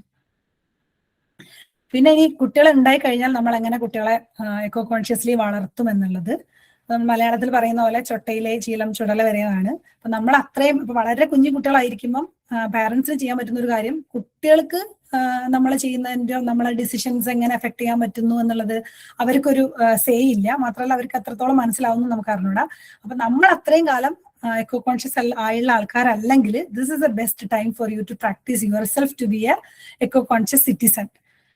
അപ്പം കുട്ടികളെ ആക്ച്വലി നേച്ചറിലേക്ക് വരുന്നത് എൻവയോൺമെന്റൽ സ്റ്റേക്ക് ഹോൾഡേഴ്സ് ആയിട്ട് തന്നെയാണ്. നമ്മളിപ്പോൾ കുട്ടികളെ ഒരു കോണ്ടിനെന്റിൽ നിന്ന് മറ്റൊരു കോണ്ടിനെന്റ് കൊണ്ടുവിട്ടാലും അവർക്ക് അതിന് ആ അറ്റ്മോസ്ഫിയറിൽ ത്രൈവ് ചെയ്യാനുള്ള ഇന്നേറ്റ് കപ്പാസിറ്റി ഉണ്ട്. പലപ്പോഴും നമ്മളാണ് കുട്ടികളെ അങ്ങനത്തെ ഒരു അറ്റ്മോസ്ഫിയറിലേക്ക് തുറന്നു വിടാണ്ടിരിക്കുന്നത്. പിന്നെ ബേബി ഇൻഡസ്ട്രീനെ കുറിച്ച് പറയുകയാണെങ്കിൽ ഇപ്പം വളരെ ക്യാപിറ്റലിസ്റ്റിക് ആയുള്ള ഒരു വേൾഡിലാണ് നമ്മൾ ജീവിക്കുന്നത്. അതുകൊണ്ട് തന്നെ ബൈ എന്നുള്ള ഈ സാധനത്തിൽ നിന്ന് മാറി നിൽക്കുക എന്നുള്ളത് എല്ലാവർക്കും വളരെ ബുദ്ധിമുട്ടുള്ള കാര്യമാണ്. കുട്ടികൾ വരുമ്പോൾ നമ്മൾ അതിന്റെ ഒരു എക്സ്ട്രീം എൻഡിലേക്ക് പോകും. കുട്ടികൾക്കുള്ള ഒരു കുഞ്ഞു സാധനങ്ങൾ പോലും കസ്റ്റമൈസ്ഡ് ആയിട്ട്, അല്ലെങ്കിൽ വീട് നിറയെ സാധനങ്ങളായിരിക്കും കുട്ടികളുള്ള ആളുകളെ. ആക്ച്വലി കുട്ടികൾക്ക് ഇത്രയും സാധനങ്ങൾ വേണ്ട. കുട്ടികൾക്ക് ക്വാളിറ്റി ഉള്ള കാം ആയിട്ടുള്ള അറ്റ്മോസ്ഫിയർ ആണ് അവരുടെ ഗ്രോത്തിന് വേണ്ടത്, അല്ലെങ്കിൽ അവരുടെ അടുത്ത് ടൈം സ്പെൻഡ് ചെയ്യാൻ പറ്റുന്ന അഡൽട്സ് ആണ് വേണ്ടത്. അപ്പം ഈ ബേബി ഇൻഡസ്ട്രി നമ്മളെ കോൺസ്റ്റന്റ്ലി പുഷ് ചെയ്തുകൊണ്ടിരിക്കും സാധനങ്ങൾ വാങ്ങാൻ. അതിനൊരു എക്സാമ്പിൾ പറയുകയാണെങ്കിൽ നടക്കാൻ പറ്റാത്ത ഒരു കുട്ടിക്ക് ഷൂവിന്റെ ആവശ്യമില്ല എന്ന് പറയുന്ന പോലെ നമ്മളെ കുട്ടിക്ക് എന്താണോ ആവശ്യം അത് മാത്രം നമ്മൾ വാങ്ങിയാൽ മതി. അല്ലെങ്കിൽ നമുക്ക് ആവശ്യമില്ലാത്ത സാധനങ്ങൾ നമ്മളെ സ്പേസും നമ്മളെ എനർജിയും നമ്മളെ റിസോഴ്സും ഒക്കെ കൺസ്യൂം ചെയ്ത് നമ്മുടെ വീട്ടിൽ കുന്നുകൂട്ടിയിട്ട് ആൻഡ് കുട്ടികൾ at some point outgrow this and we have a clutter of things. And decluttering is actually good for psychologically, it's good for your brain and your child's brain actually. പിന്നെ അതേസമയം അതിന്റെ അർത്ഥം safety compromise ചെയ്യണം എന്നല്ല. ഇപ്പൊ കുട്ടികളെ car seat അല്ലെങ്കിൽ പ്രാം അങ്ങനത്തെ സാധനങ്ങളൊക്കെ കുട്ടികൾക്ക് വളരെ ഇമ്പോർട്ടന്റ് ആയിട്ടുള്ളതാണ്. അതൊക്കെ നമ്മൾ വാങ്ങിയേ പറ്റൂ. പിന്നെ പക്ഷെ അതേസമയം ഈ ടോയ്സ്, ഡ്രസ്സ് അതൊന്നും നമുക്ക് സെക്കൻഡ് ഹാൻഡ് ഉപയോഗിച്ചതുകൊണ്ട് കുട്ടീന്റെ ലൈഫിന്റെ ക്വാളിറ്റിക്കോ നമ്മളെ ലൈഫിന്റെ ക്വാളിറ്റിക്കോ ഒന്നും ഒരു മോശമോ സംഭവിക്കുന്നില്ല. മറിച്ച് നമ്മളെ പ്ലാനറ്റിന്റെ ക്വാളിറ്റിയും കൂടി കൂടും. ഇപ്പൊ എക്കോ ഫ്രണ്ട്ലി ആയിട്ടുള്ള സാധനങ്ങൾ ഉപയോഗിക്കാൻ ശ്രമിക്കുക. പിന്നെ പല സാധനങ്ങളും പലതും നമുക്ക് ഉണ്ടാക്കാൻ പറ്റുന്നതായിരിക്കും ചിലപ്പം. അതുപോലെ പ്രീ ലവ്ഡ് ആയില്ലേ നമ്മളെ മുന്നേ ഉപയോഗിച്ച് പോയവരുന്നോ, അല്ലെങ്കിൽ നമ്മൾ ഇൻ കേസ് വാങ്ങുകയാണെങ്കിൽ വളരെ ക്വാളിറ്റി ഉള്ള പ്രോഡക്ട്സ് വാങ്ങുക. അപ്പൊ നമുക്ക് അടുത്ത കുട്ടിക്കും കൂടി അത് പാസ് ചെയ്യാൻ പറ്റുന്ന രീതിയിലുള്ള. പിന്നെ സ്വാപ്പ് ചെയ്യാൻ പറ്റുന്നിടത്തൊക്കെ ഇപ്പൊ അടുത്ത വീട്ടിലെ കുട്ടികളായിട്ടൊക്കെ നമുക്ക് ടോയ്സ് ഒക്കെ സ്വാപ്പ് ചെയ്യാൻ പറ്റും. അപ്പൊ അങ്ങനത്തെ ഓരോരുത്തർ ജീവിക്കുന്ന സ്ഥലത്തിനും അവരെ പ്രിവിലേജിനും അനുസരിച്ചുള്ള ചോയ്സസ് അവരവർ മേക്ക് ചെയ്യുക എന്നുള്ളതാണ്. പക്ഷെ നമുക്ക് ഇപ്പൊ ഇങ്ങനത്തെ ഒരു ടോക്കിലൂടെ എനിക്ക് എന്താ പറയാൻ പറ്റുകയെന്ന് വെച്ചാല് എത്രത്തോളം കാർബൺ ഇന്റൻസീവ് ആണ് നമ്മൾ ചെയ്യുന്ന പല ചെറിയ കാര്യങ്ങൾ പോലും എന്നുള്ളത് പറയാൻ പറ്റും. അപ്പൊ അതിനൊരു എക്സാമ്പിൾ ആയിട്ട് ബ്രസ്റ്റ് ഫീഡിങ് എടുക്കുകയാണെങ്കിൽ നമ്മൾ വിചാരിക്കും ഓക്കെ ബ്രസ്റ്റ് ഫീഡിങ് പ്രയോറിറ്റൈസ് ചെയ്തുകൊണ്ട് നമ്മൾ എങ്ങനെയാണ് ക്ലൈമറ്റിനെ സേവ് ചെയ്യാന്ന്. 2025 ഒരു സസ്റ്റൈനബിൾ ബ്രസ്റ്റ് ഫീഡിങ് ഇയർ ആയിരുന്നു എന്ന് തോന്നുന്നു. അപ്പൊ അതൊരു ബ്രസ്റ്റ് ഫീഡിങ് എങ്ങനെയാണ് ഒരു സസ്റ്റൈനബിൾ സ്റ്റാർട്ട് ആവുന്നതെന്ന് ചോദിച്ചു കഴിഞ്ഞാൽ നമ്മൾ ബ്രസ്റ്റ് ഫീഡിങ് ചൂസ് ചെയ്യുകയാണെങ്കിൽ ഇതൊരു low carbon zero waste feeding മെത്തേഡാണ്. അതിന് പകരം നമ്മൾ ബോട്ടിൽ ഫീഡോ അല്ലെങ്കിൽ ഫോർമുല ഫീഡോ യൂസ് ചെയ്യുമ്പോൾ ഈ ഫോർമുല പ്രൊഡ്യൂസ് ചെയ്യണമെങ്കിൽ ഭയങ്കര റിസോഴ്സ് ഇന്റൻസീവ് ആയിട്ടുള്ള പ്രോസസ്സാണ് ഇതിന് വേണ്ടത്. കാരണം സ്റ്റെറിലൈസേഷനും പാക്കേജിങ്ങും ബോട്ടിൽസും ഒക്കെ ഭയങ്കര ഹൈ എനർജി യൂസ് ആണ്. മാത്രമല്ല അവിടെ ബ്രസ്റ്റ് മിൽക്കിന് റീപ്ലേസ് ചെയ്യുന്നത് ഡയറിയാണ്. ഈ ഡയറിന്റെ production is actually very high emission ആയിട്ടുള്ള ഒരു ആക്ടിവിറ്റിയും കൂടിയാണ്. അതുകൊണ്ട് തന്നെ ഇതിന്റെ സ്റ്റാറ്റിസ്റ്റിക്സ് ഞാൻ വെച്ചില്ല, പക്ഷെ ഞാൻ കുറേ സ്ഥലത്ത് കണ്ടിരുന്നു. ഇത് ആക്ച്വലി ഒരു കുട്ടീന്റെ ഫസ്റ്റ് സ്റ്റെപ്പ് എന്നുള്ള രീതിയിൽ നമ്മൾ അറിയാണ്ട് കുട്ടീന്റെ കാർബൺ ഫുട് പ്രിന്റിന്റെ ഒരു 8 ഫോൾഡ് കൂട്ടി വെക്കുകയാണ് ചെയ്യുന്നത് നമ്മൾ ബ്രസ്റ്റ് ഫീഡ് ചെയ്യാണ്ടിരിക്കുന്നത് വഴി. So if possible breast feeding is a must means for a sustainable start in life. And the same goes for diaper use ആണെങ്കിലും ടോയ്സ് ആണെങ്കിലും. എന്നാൽ ഇപ്പൊ ചില സ്ഥലങ്ങളിൽ നമുക്ക് ഡയപ്പർ യൂസ് ചെയ്യാണ്ടിരിക്കാൻ പറ്റില്ല, ഡയപ്പർ കൊണ്ട് പ്രശ്നങ്ങൾ ഉണ്ടാവുന്നതൊക്കെ ഉണ്ടായിരിക്കും. സോ നമുക്ക് പോസിബിൾ ആയുള്ള സാഹചര്യങ്ങളിൽ നമ്മൾ എക്കോ കോൺഷ്യസ് ആയുള്ള ചോയ്സ് മേക്ക് ചെയ്യാം. ഇനി കുട്ടികൾ വലുതാവുന്നതിനനുസരിച്ച് കുറച്ചുകൂടി വലിയ കുട്ടികളാകുമ്പോൾ കുട്ടികൾ കോപ്പി ചെയ്യാൻ തുടങ്ങും. പിന്നെ പാരന്റ്സ് എന്താണോ ചെയ്യുന്നത് അത് മോഡൽ ചെയ്യുക എന്നുള്ളതാണ് ഈ ഒരു ഏജിലുള്ള ടോഡ്ലർ ആയിട്ടുള്ള കുട്ടികൾ ചെയ്യുന്നത്. അപ്പൊ ആ ഏജിൽ നമുക്കും ഈ സസ്റ്റൈനബിൾ പാരന്റിങ് ചെയ്യാന്ന് പറയുന്നത് പലപ്പോഴും ഇത്തിരി ടഫായിട്ട് തോന്നാനുള്ള ഒരു സാധ്യത ഉണ്ട്. കാരണം നമ്മുടെ സൊസൈറ്റിയിൽ എക്സിസ്റ്റ് ചെയ്യാത്ത എന്ത് പ്രാക്ടീസസും പാരന്റ്സിനെ സംബന്ധിച്ച് വളരെ ബുദ്ധിമുട്ടുള്ള കാര്യമാണ്. Means parenting itself is toll on you. അതിന്റെ പുറമെ നമ്മൾ ഇപ്പം ആൾക്കാർ ജെന്റിൽ പാരന്റിങ് പ്രാക്ടീസ് ചെയ്യുന്നതാണെങ്കിലും അങ്ങനെ പലതും നമുക്ക് ഭയങ്കര ബുദ്ധിമുട്ടായിട്ട് തോന്നാറുണ്ട്. അപ്പൊ നമുക്ക് പറ്റിയൊരു സർക്കിൾ കണ്ടുപിടിക്കുക. വേണമെങ്കിൽ ഡിജിറ്റൽ പ്ലാറ്റ്ഫോമുകളിൽ പോയിട്ടാണെങ്കിലും അങ്ങനത്തെ ഒരു സർക്കിൾ കണ്ടുപിടിക്കുക, അല്ലെങ്കിൽ അങ്ങനത്തെ ഒരു സർക്കിൾ ഫോം ചെയ്യുക, ബിൽഡ് ചെയ്യുക എന്നുള്ളത് ഇതിലൊരു ഫസ്റ്റ് സ്റ്റെപ്പാണ്. പിന്നെ കുട്ടികൾക്ക് നമ്മളെ ഓരോ ബിഹേവിയറും കുട്ടികൾ ആക്ച്വലി CCTV ക്യാമറ വെച്ച പോലെ നമ്മളെ നോക്കിക്കൊണ്ടിരിക്കുകയാണ്. അപ്പൊ നമ്മൾ ചെയ്യുന്ന ആക്ടിവിറ്റീസ് അല്ലെങ്കിൽ നമ്മളെ ബിഹേവിയർ എങ്ങനെയൊക്കെ മോഡിഫൈ ചെയ്യാം. ഇപ്പം ഫോർ എക്സാമ്പിൾ ട്രാൻസ്പോർട്ട് ആണെങ്കിൽ നമുക്ക് നടന്നു പോകാൻ പറ്റുന്ന സ്ഥലങ്ങളിൽ നടന്നു പോവുക, സൈക്കിൾ ചെയ്യുക, കാർ ഉപയോഗിക്കേണ്ട സ്ഥലത്ത് കാർ പൂളിങ് ചെയ്യുക, അല്ലെങ്കിൽ പബ്ലിക് ട്രാൻസ്പോർട്ട്, ഇതൊക്കെ എല്ലാ സൊസൈറ്റിയിലും എല്ലാവർക്കും പ്രാക്ടീസ് ചെയ്യാൻ പറ്റുന്ന കാര്യങ്ങളാണ്. പിന്നെ ഫുഡിന്റെ കാര്യത്തിൽ വരുമ്പം ഒരുപാട് ട്രാവൽ ചെയ്ത ഫുഡിന് ഭയങ്കര എമിഷൻ ആയിരിക്കും. മാത്രമല്ല അനിമൽ പ്രോഡക്ട്സിന്റെ എമിഷൻ ഭയങ്കര ഹൈ ആണ്. Agriculture itself is anti natural, അല്ലെങ്കിൽ അത് ക്ലൈമറ്റ് ചേഞ്ചിന് കോൺട്രിബ്യൂട്ട് ചെയ്യുന്ന ഒന്നാണ് അഗ്രികൾച്ചർ. അപ്പൊ അനിമൽ അഗ്രികൾച്ചർ എന്ന് പറയുമ്പോൾ അത് പ്ലാന്റ് അഗ്രികൾച്ചറിന്റെ exactly double the amount of resources ആണ് അതിലേക്ക് പോകുന്നത്. കാരണം നമുക്ക് ആദ്യം അനിമലിനെ ഫീഡ് ചെയ്യണം എന്നുള്ളതുകൊണ്ട്. അപ്പൊ അനിമൽ പ്രോഡക്ട്സ് കട്ട് ഡൗൺ ചെയ്യുക, എന്നാൽ പ്രോട്ടീൻ അല്ലെങ്കിൽ നമ്മളെ പ്രോപ്പർ മീലില് കോംപ്രമൈസ് ചെയ്യാണ്ടിരിക്കുക. പിന്നെ ഫുഡ് വേസ്റ്റ് കുറയ്ക്കുന്ന രീതിയിലുള്ള meal planning, left overs use ചെയ്യുന്നത്, ഇതൊക്കെ കുട്ടികളെയും ഇത് ഭാഗഭാക്കാക്കുക, നമ്മളും അത് പ്രാക്ടീസ് ചെയ്യുക. പിന്നെ കൺസംഷൻ എങ്ങനെ മൈൻഡ്ഫുള്ളി കൺസ്യൂം ചെയ്യാം, നമുക്ക് ആവശ്യമുള്ളത് മാത്രം വാങ്ങുന്നതിലൂടെയൊക്കെ. പിന്നെ കുറച്ച് വലിയ കുട്ടികളോട് ആക്ച്വലി നമുക്ക് ക്ലൈമറ്റ് കോൺവെർസേഷൻസ് ചെയ്യാൻ പറ്റും, അവരെ നേച്ചർ വാക്കിന് കൊണ്ടുപോകാൻ പറ്റും. അപ്പൊ നേച്ചറിൽ തന്നെ നമുക്ക് പല കാര്യങ്ങളും പഠിക്കാൻ പറ്റും. റെസിലിയൻസിനെ കുറിച്ചും റിലേഷൻഷിപ്പിനെ കുറിച്ചും ഒന്നും വേണ്ട, നമുക്ക് എല്ലാ ഗ്രീൻ സ്പേസസിന്റെ റിസർച്ച് ഒക്കെ പറയുന്നത് green spaces itself is psychologically വളരെ ബെനിഫിറ്റ് ചെയ്യുന്ന കാര്യമാണെന്നാണ്. പിന്നെ ഇതിപ്പോ നമ്മളിപ്പോ ഒരു climate conversation is also something that we are not familiar with. അപ്പൊ നമുക്ക് ഇങ്ങനത്തെ കുറച്ച് വെബ്സൈറ്റുകളൊക്കെ നോക്കിക്കഴിഞ്ഞാൽ എന്തൊക്കെ ചെയ്യാൻ പറ്റും എന്നുള്ളത്, എങ്ങനെയാണ് എന്ത് തരം ടോയ്സ് ആണ് സസ്റ്റൈനബിൾ, ഏതൊക്കെ ബ്രാൻഡാണ് സെല് ചെയ്യുന്നത്, അല്ലെങ്കിൽ നമ്മൾ എന്ത് ചെയ്യാൻ പറ്റുമെന്നൊക്കെ ഒരുപാട് റിസോഴ്സസ് ആക്ച്വലി ഗൂഗിളിലും UN വെബ്സൈറ്റുകളും ഒക്കെ ഉണ്ട്. ഇതിൽ കുറെ എണ്ണം ഞാൻ പറഞ്ഞ കാര്യങ്ങൾ തന്നെയാണ്. ഇങ്ങനത്തെ ക്ലോത്ത്സ് വാങ്ങാം, കുട്ടികളുമായിട്ട് ഈ ആക്ടിവിറ്റി ചെയ്യുന്നത്. പിന്നെ ഇതിൽ നമ്മൾ ഒരു ക്വസ്റ്റ്യനും കൂടി ഉണ്ട്. അതായത് നമുക്ക് ഏറ്റവും കൂടുതൽ കൺസംഷൻ നടക്കുന്ന ഒരു സമയം എപ്പോഴായിരിക്കും? ഏത് സൊസൈറ്റിയിലും ഏറ്റവും കൂടുതൽ നമ്മൾ സാധനങ്ങൾ വാങ്ങുന്ന അല്ലെങ്കിൽ കൺസ്യൂം ചെയ്യുന്ന ഒരു ടൈം എപ്പോഴാ? April May. എന്തുകൊണ്ടാ? വെക്കേഷൻ. കറക്റ്റ് ആണ്. വെക്കേഷൻ. ഓക്കെ. പിന്നെ അതുപോലെ വേറെ ഓണം, വേനൽക്കാലത്ത്. ഓണം, പിന്നെ വിഷു, നമ്മൾ സ്കൂള് തുറക്കുന്ന സമയത്ത്. Festival season. അതെ. പിന്നെ അതേപോലെ ബർത്ത്ഡേസ്, നമ്മൾ ഈ വലിയ വലിയ ആഘോഷങ്ങള് സമയങ്ങൾ, ഓണം, വിഷു, ഫെസ്റ്റിവൽസ്, ബർത്ത്ഡേസ്, ഇതൊക്കെയാണ് ഏറ്റവും കൂടുതൽ കൺസംഷൻ. ഇങ്ങനെ കുത്തനെ ലോകത്തിൽ തന്നെ ഏറ്റവും കൂടുതൽ കൺസംഷൻ സംഭവിക്കുന്നത് ഈ ഡിസംബറിൽ ക്രിസ്മസിന്റെ സമയത്താണെന്ന് പറയാറുണ്ട്. നമ്മൾ ഗിഫ്റ്റ് കൊടുക്കുന്നു അങ്ങനെ. അപ്പൊ ഈ ബർത്ത്ഡേന്റെ കാര്യത്തിൽ നമുക്ക് എങ്ങനെ എക്കോ കോൺഷ്യസ് ആയിട്ട് ബർത്ത്ഡേസ് സെലിബ്രേറ്റ് ചെയ്യാം എന്നൊക്കെ ഉള്ളത് കുട്ടികളെ പഠിപ്പിക്കുന്നതും കുട്ടികളെ അത് കണ്ട് മോഡൽ ചെയ്യുന്നു. മാത്രമല്ല, നമ്മൾ ഒരു പാരന്റ് ചെയ്യുമ്പോൾ ചിലപ്പം നമ്മുടെ സർക്കിളിലുള്ള ഒരുപാട് പാരന്റ് അത് ഫോളോ ചെയ്യാനുള്ള ചാൻസ് ഉണ്ട്. ഫോർ എക്സാമ്പിൾ, ഇവിടെയും ഇങ്ങനെ കുട്ടികൾ ബർത്ത്ഡേസിന് അങ്ങോട്ടും ഇങ്ങോട്ടും ഗിഫ്റ്റ് കൊടുക്കുക. പിന്നെ എനിക്ക് തോന്നുന്നു നമ്മുടെ നാട്ടിൽ ഈ റീഗിഫ്റ്റോ അങ്ങനെ എന്തായിരുന്നു, റിട്ടേൺ ഗിഫ്റ്റ്, അങ്ങനത്തെ കുറെ ചടങ്ങുകളുണ്ട്. ഇവിടെ ഉണ്ടായിരുന്നു തോന്നുന്നു. അപ്പൊ ഞാൻ ഒരിക്കലും ഇവന്റെ മോന്റെ സ്കൂളിൽ പറഞ്ഞു, നമുക്ക് ബർത്ത്ഡേക്ക് യൂസ്ഡ് ആയുള്ള സാധനങ്ങൾ കൊടുക്കാന്നോ അങ്ങനെ എന്തെങ്കിലും ഒരു പ്രപ്പോസൽ വെച്ചാലോ എന്ന് സ്കൂളിൽ. അപ്പൊ ആക്ച്വലി പെട്ടെന്ന് തന്നെ കുറെ പാരന്റ്സ് ഇത് എഗ്രി ചെയ്യും. പിന്നെ നമ്മൾ സ്കൂളിൽ ആ ഒരു പ്രപ്പോസൽ വെക്കും. എന്നിട്ട് സ്കൂൾ ആക്ച്വലി ഒരു സ്റ്റെപ്പും കൂടി ഫർദർ എടുത്തിട്ട് പറഞ്ഞു, ബർത്ത്ഡേസിന് ഗിഫ്റ്റ് കൊടുക്കാൻ പാടില്ല അങ്ങോട്ടും ഇങ്ങോട്ടും. കുട്ടികൾക്ക് വേണമെങ്കിൽ അവർ വരയ്ക്കുന്ന അല്ലെങ്കിൽ അവർ എഴുതുന്ന എന്തെങ്കിലുമൊക്കെ ഒരു പേപ്പറിലോ ഒരു കാർഡിലോ കൊടുക്കാൻ പറ്റും. വാങ്ങിയുള്ള ഒരു സാധനവും കൊടുക്കാൻ പറ്റൂല എന്നാക്കി. And I was so happy that നമ്മൾ വിചാരിക്കും നമുക്കൊരു ചേഞ്ചും സൊസൈറ്റിയിൽ വരുത്താൻ പറ്റൂല എന്ന്. പക്ഷെ നമ്മൾ അറിയാണ്ടേയും ഇങ്ങനത്തെ കാര്യങ്ങളിൽ നമുക്ക് ചേഞ്ച് ചെയ്യാൻ പറ്റും. പിന്നെ ആക്ച്വലി ഈ സിറ്റിയിലെ കുറെ സ്കൂളുകൾ അത് പ്രാക്ടീസ് ചെയ്യാൻ തുടങ്ങി. ഇപ്പം പല സ്കൂളുകളിലും ഈ ബർത്ത്ഡേ സെലിബ്രേഷന് ഗിഫ്റ്റ് അങ്ങോട്ടും ഇങ്ങോട്ടും കൊടുക്കരുത് എന്നാക്കി. നമുക്ക് ആക്ച്വലി സെക്കൻഡ് ഹാൻഡ് അല്ലെങ്കിൽ യൂസ്ഡ് ആയിട്ടുള്ള ഗിഫ്റ്റ് കൊടുക്കുക എന്നുള്ളതും പ്രാക്ടീസ് ചെയ്യാൻ പറ്റുന്ന ഒരു കാര്യമാണ്. പിന്നെ ഞാൻ വിട്ടുപോയ പോയിന്റ്സ് ഇതുപോലത്തെ ഈ ചില ഡേയ്സ് സെലിബ്രേറ്റ് ചെയ്യുന്നത്, അതൊക്കെ കുട്ടികൾക്ക് ആ സമയത്ത് ക്ലീനപ്പിന് പോകുന്നത്, വോളണ്ടിയർ ചെയ്യുന്നത്, ഇതൊക്കെ അവരെ കൂടുതൽ റെസ്പോൺസിബിലിറ്റി ഫീൽ ചെയ്യാൻ. Okay, I am also part of the solution or I am doing something എന്നുള്ളത് വളരെ ചെറുപ്പത്തിലെ ആ ഒരു റെസ്പോൺസിബിൾ ബിഹേവിയർ ഉണ്ടാക്കിയെടുക്കാൻ സഹായിക്കും. ബീച്ച് ക്ലീനപ്പുകള്, അപ്പൊ ഇതൊക്കെ എല്ലാ സൊസൈറ്റിയിലും എല്ലാ സ്ഥലങ്ങളിലും ഇങ്ങനത്തെ ആക്ടിവിറ്റീസ് നടക്കുന്നുണ്ടാവും. നമുക്ക് ആക്ച്വലി അത് കണ്ടുപിടിക്കുക എന്നുള്ളൊരു പണിയാണ് നമ്മൾ ആസ് പാരന്റ് എടുക്കേണ്ടി വരിക പലപ്പോഴും. പിന്നെ അതുപോലെ വീട്ടില് വേസ്റ്റ് സോർട്ട് ചെയ്യുന്നത്, കുക്ക് ചെയ്യുന്നത്, അതിലൊക്കെ കുട്ടികളെ നമുക്ക് കൂട്ടാൻ പറ്റും. ആൻഡ് അറ്റ് സം പോയിന്റ് കുട്ടികൾ വലുതാകുമ്പോൾ അവരും ആക്ച്വലി നമുക്ക് ക്രിയേറ്റീവ് ആയിട്ടുള്ള കൺസ്ട്രക്റ്റീവ് ആയിട്ടുള്ള സജഷൻസ് കൊണ്ടുവരും.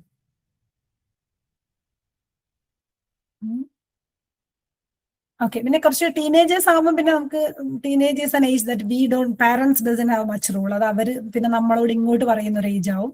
So actually we get to learn from teenagers. അങ്ങനെ നോക്കുമ്പോൾ എനിക്ക് തോന്നുന്നു ജെൻസി അല്ലെങ്കിൽ അതിന് ശേഷം വന്ന ഈ ആൽഫ ബീറ്റ ജനറേഷൻ ഒക്കെ കുറച്ചും കൂടി സസ്റ്റൈനബിൾ ആയി വരുന്നുണ്ട്. അപ്പൊ അവരുടെ അടുത്ത് ഈ സസ്റ്റൈനബിൾ ഫാഷൻ എന്നൊക്കെ പറഞ്ഞ ടേംസ് ഒക്കെ കൊണ്ടുവരുന്നുണ്ട്.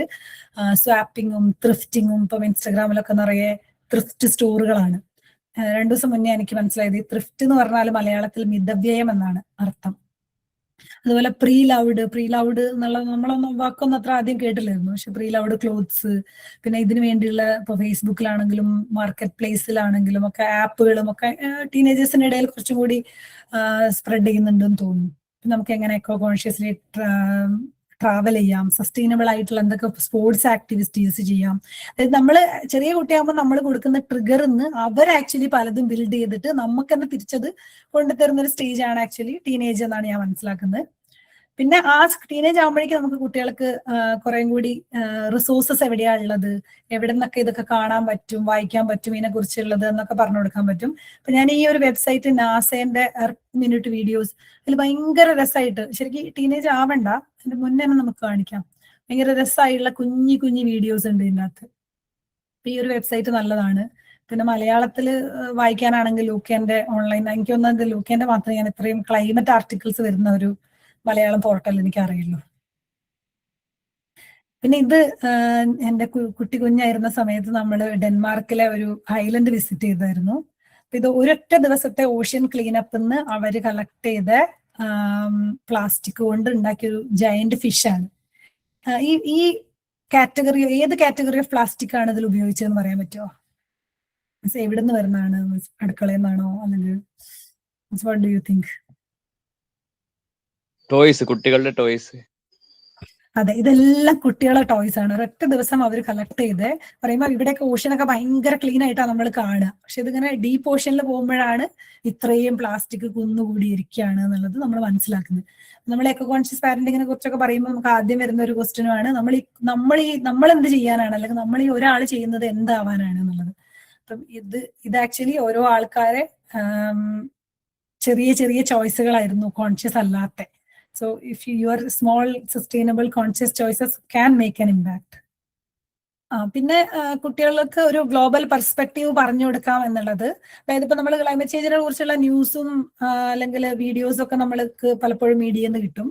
പക്ഷെ എന്നാൽ വളരെ പോസിറ്റീവായി നടക്കുന്ന ചില കാര്യങ്ങൾ നമ്മൾ പലപ്പോഴും അറിയാണ്ട് പോവുകയും ചെയ്യും. ഗ്രറ്റ തുംബർഗ് ആക്ച്വലി കുറെ അറ്റൻഷൻ കിട്ടിയ ഒരാളെന്ന നിലയിൽ ഗ്രറ്റ തുംബർഗിനെ കുറെ പേർക്ക് അറിയണ്ടായിരിക്കും. ഗ്രറ്റ തുംബർഗ് എനിക്ക് തോന്നുന്നു ഇപ്പം ഗ്രറ്റയ്ക്ക് 23 വയസ്സാണ്. ആ കുട്ടി 16 വയസ്സാവുമ്പോഴാണ് അവര് ഫ്രൈഡേസിൽ സ്കൂൾ ബങ്ക് ചെയ്തിട്ട് മേയർ ഹൗസിന്റെ മുന്നിൽ സ്ട്രൈക്ക് ചെയ്തിരുന്നു. അതിന് ഫ്രൈഡേസ് ഫോർ ഫ്യൂച്ചർ എന്നാണ് അവരെ സ്ട്രൈക്കിനെ വിളിച്ചിരുന്നത്. അതായത് അവർക്ക് ജീവിക്കാൻ ഇനിയൊരു ഭൂമി ഇല്ലെങ്കിൽ അവരെന്തിനാണ് സ്കൂളിൽ പോകുന്നത് എന്ന് ചോദിച്ചത്. ആക്ച്വലി ഗ്രറ്റയ്ക്ക് വേൾഡ് വൈഡ് ഭയങ്കര അറ്റൻഷൻ കിട്ടി. പക്ഷെ പലപ്പോഴും എല്ലാ കൺട്രിയിലും ഇങ്ങനത്തെ കുട്ടികളും ഇങ്ങനത്തെ ആളുകളൊക്കെ ഉണ്ടായിരിക്കും. ഞാൻ അത്ര എഫേർട്ട് എടുത്ത് ലിസ്റ്റ് ചെയ്തില്ല പേര്. പക്ഷെ കുട്ടികളോട് നമുക്ക് ഇതിനെ കുറിച്ചൊക്കെ സംസാരിക്കാൻ പറ്റും. അതുപോലെ ക്ലൈമറ്റ് അഡ്വക്കസി, ആക്ടിവിസത്തിനെ കുറിച്ചിട്ട്, പിന്നെ ക്ലൈമറ്റ് ക്ലൈമറ്റിനെ കുറിച്ചിട്ടും ഒരു വലിയ പൊളിറ്റിക്സ് എക്സിസ്റ്റ് ചെയ്യുന്നുണ്ട്. അതിനെക്കുറിച്ച് കുട്ടികളോട് സംസാരിക്കാൻ പറ്റും.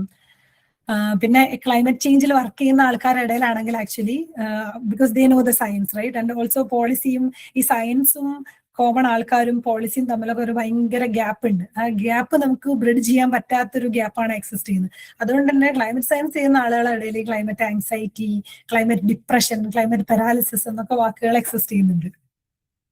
നമ്മൾ പക്ഷെ കുട്ടികളോട് പറയുമ്പം ഒരു അവയർനെസ്സിലൂടെയാണ് ഇത് അവർക്ക് സ്പ്രെഡ് ചെയ്യേണ്ടത്, ഫിയറിലൂടെ അല്ല. പക്ഷെ ഇനി ഗ്രറ്റേനെ പരിചയമില്ലാത്ത ആരെങ്കിലും ഉണ്ടെങ്കിൽ നമുക്ക് Gjør som 300 000 søreuropeere hvert år. My name is Greta Thunberg.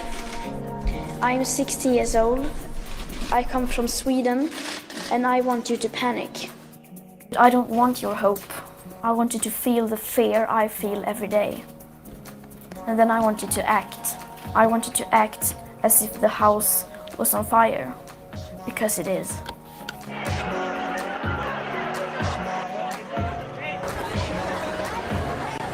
Deforestation of our great forests, toxic air pollution, loss of insects and wildlife. These are all disastrous trends being accelerated by a way of life that we here in our financially fortunate part of the world see as our right to simply carry on.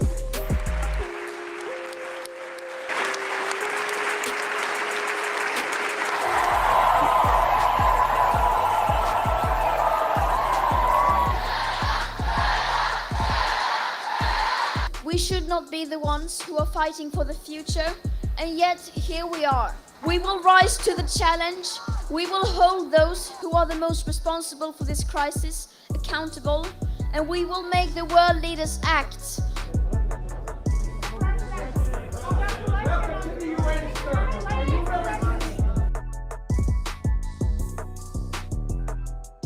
You have stolen my dreams and my childhood with your empty words.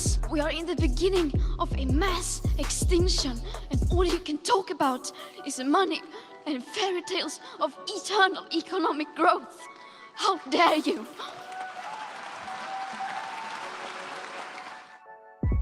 What I'm telling you to do now is to act, because no one is too small to make a difference. See you on the streets.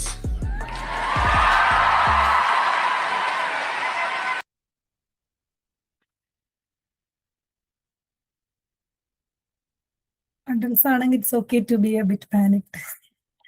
ഇനി നമുക്ക് പല സൊസൈറ്റിയിലും already ഇങ്ങനെ പല sustainable പ്രാക്ടീസസും exist ചെയ്യുന്നുണ്ട്.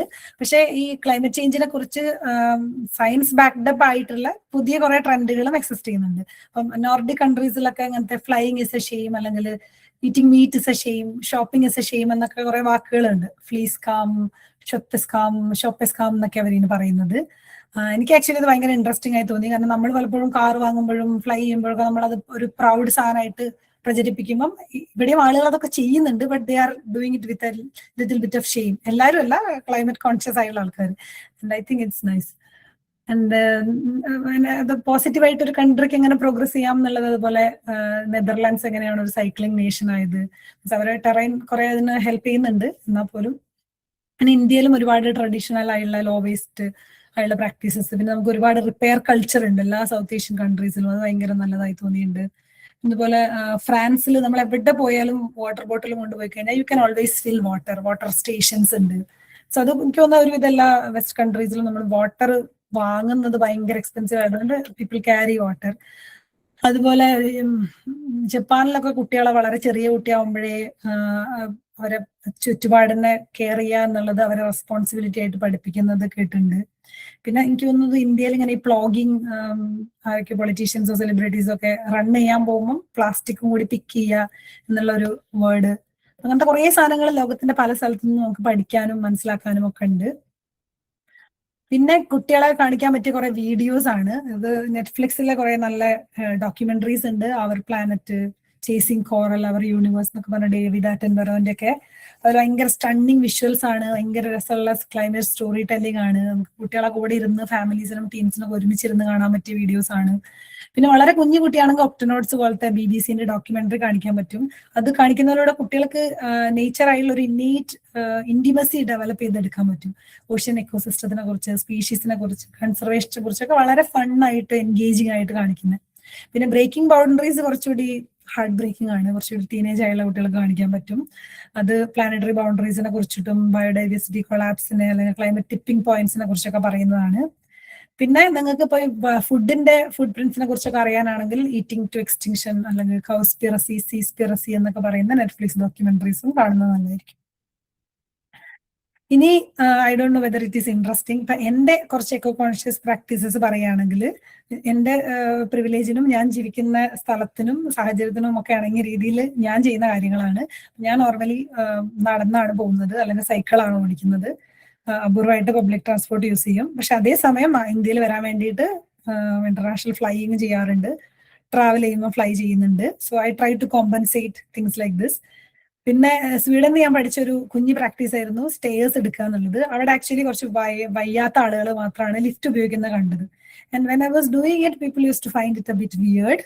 ഇന്ത്യയിലാണെങ്കിൽ lift ഒക്കെ ഇങ്ങനെ ഈ എനിക്ക് തോന്നുന്നു ഫയർ ഉണ്ടാവുമ്പോൾ മാത്രം ഉപയോഗിക്കാൻ വേണ്ടിയുള്ള സ്ഥലങ്ങളായിട്ടാണ് ലിഫ്റ്റ് മീൻസ് സ്റ്റേഴ്സ്.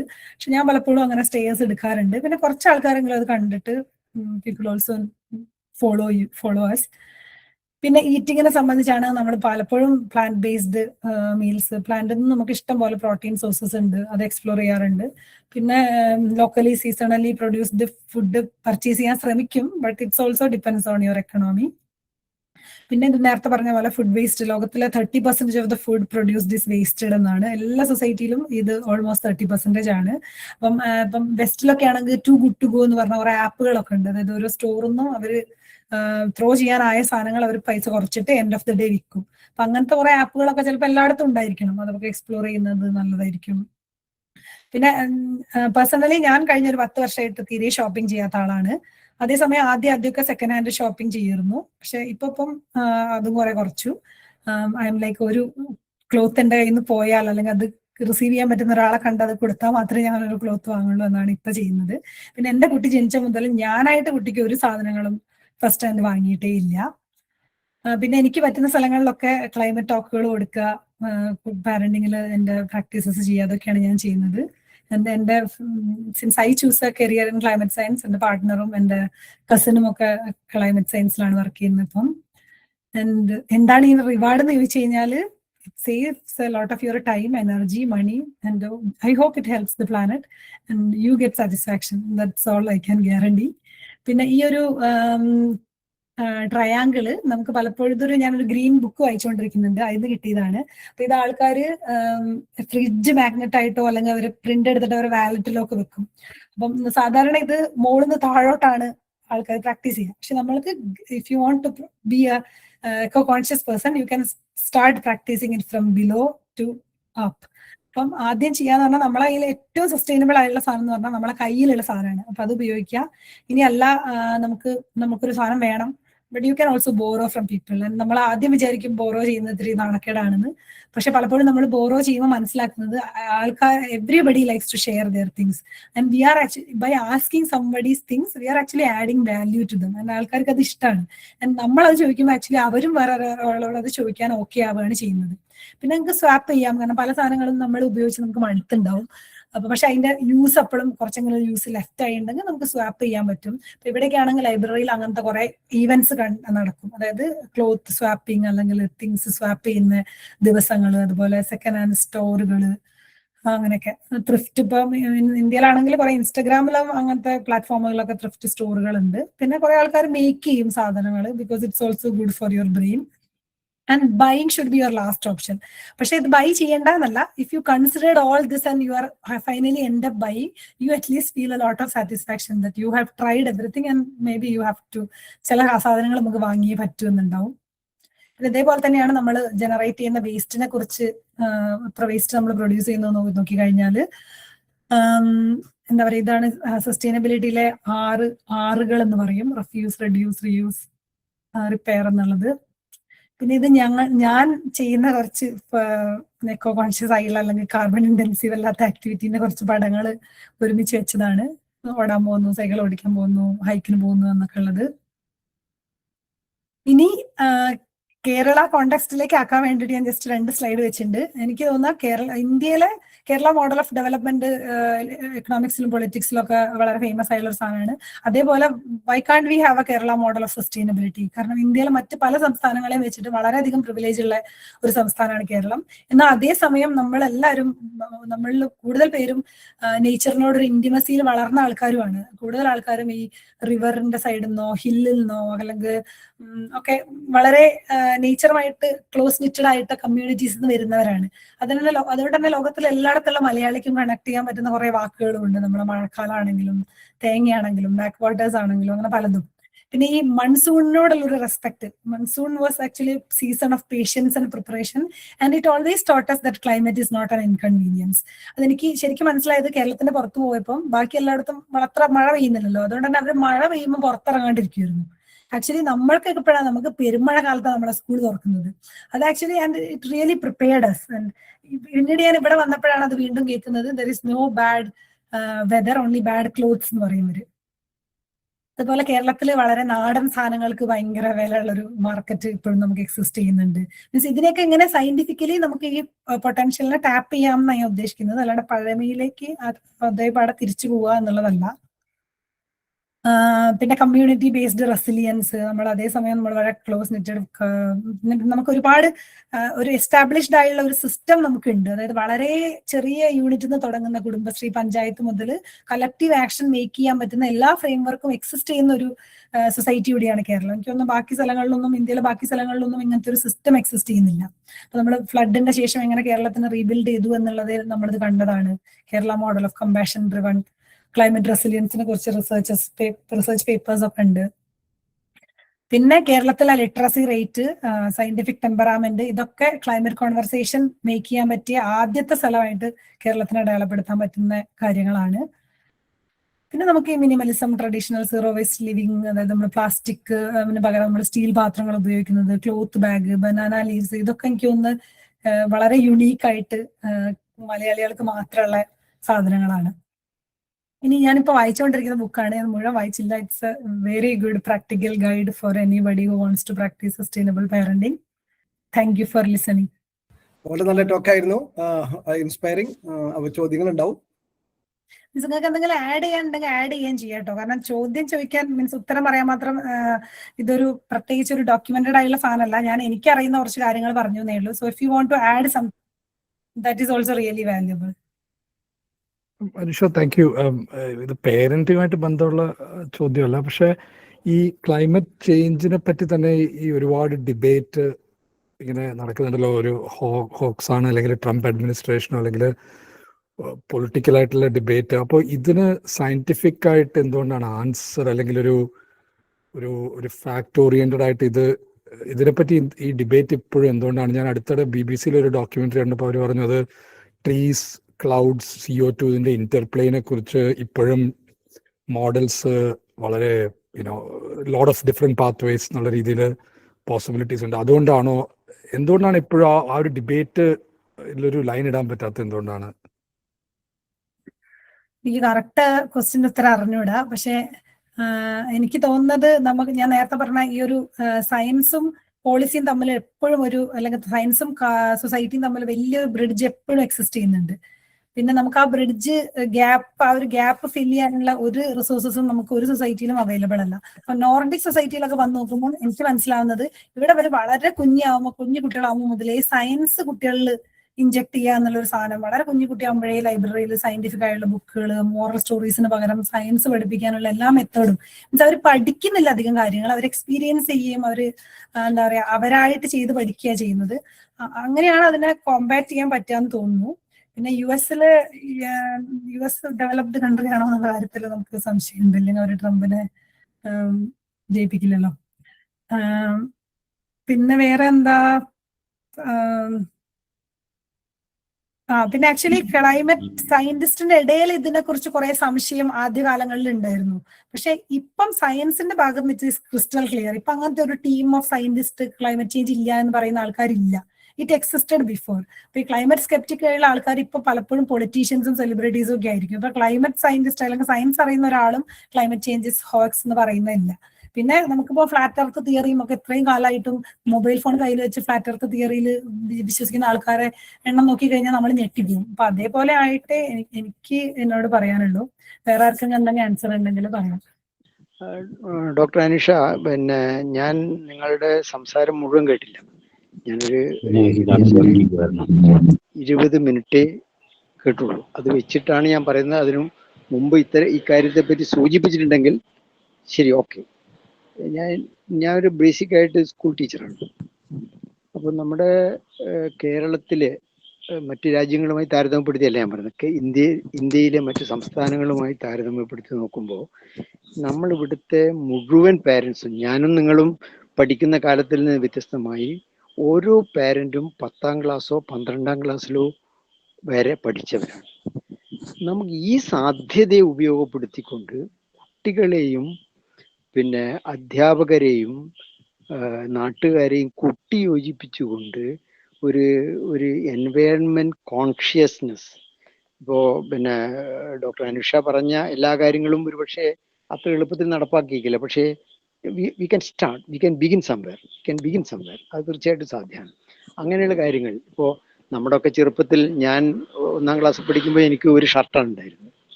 ഇപ്പോൾ എനിക്കുള്ള ഷർട്ടിന്റെ എണ്ണം എനിക്ക് അറിഞ്ഞൂടാ. ഇപ്പോഴത്തെ കുട്ടികളുടെ ഷർട്ടിന്റെ എണ്ണം നമുക്ക് അറിഞ്ഞൂടാ.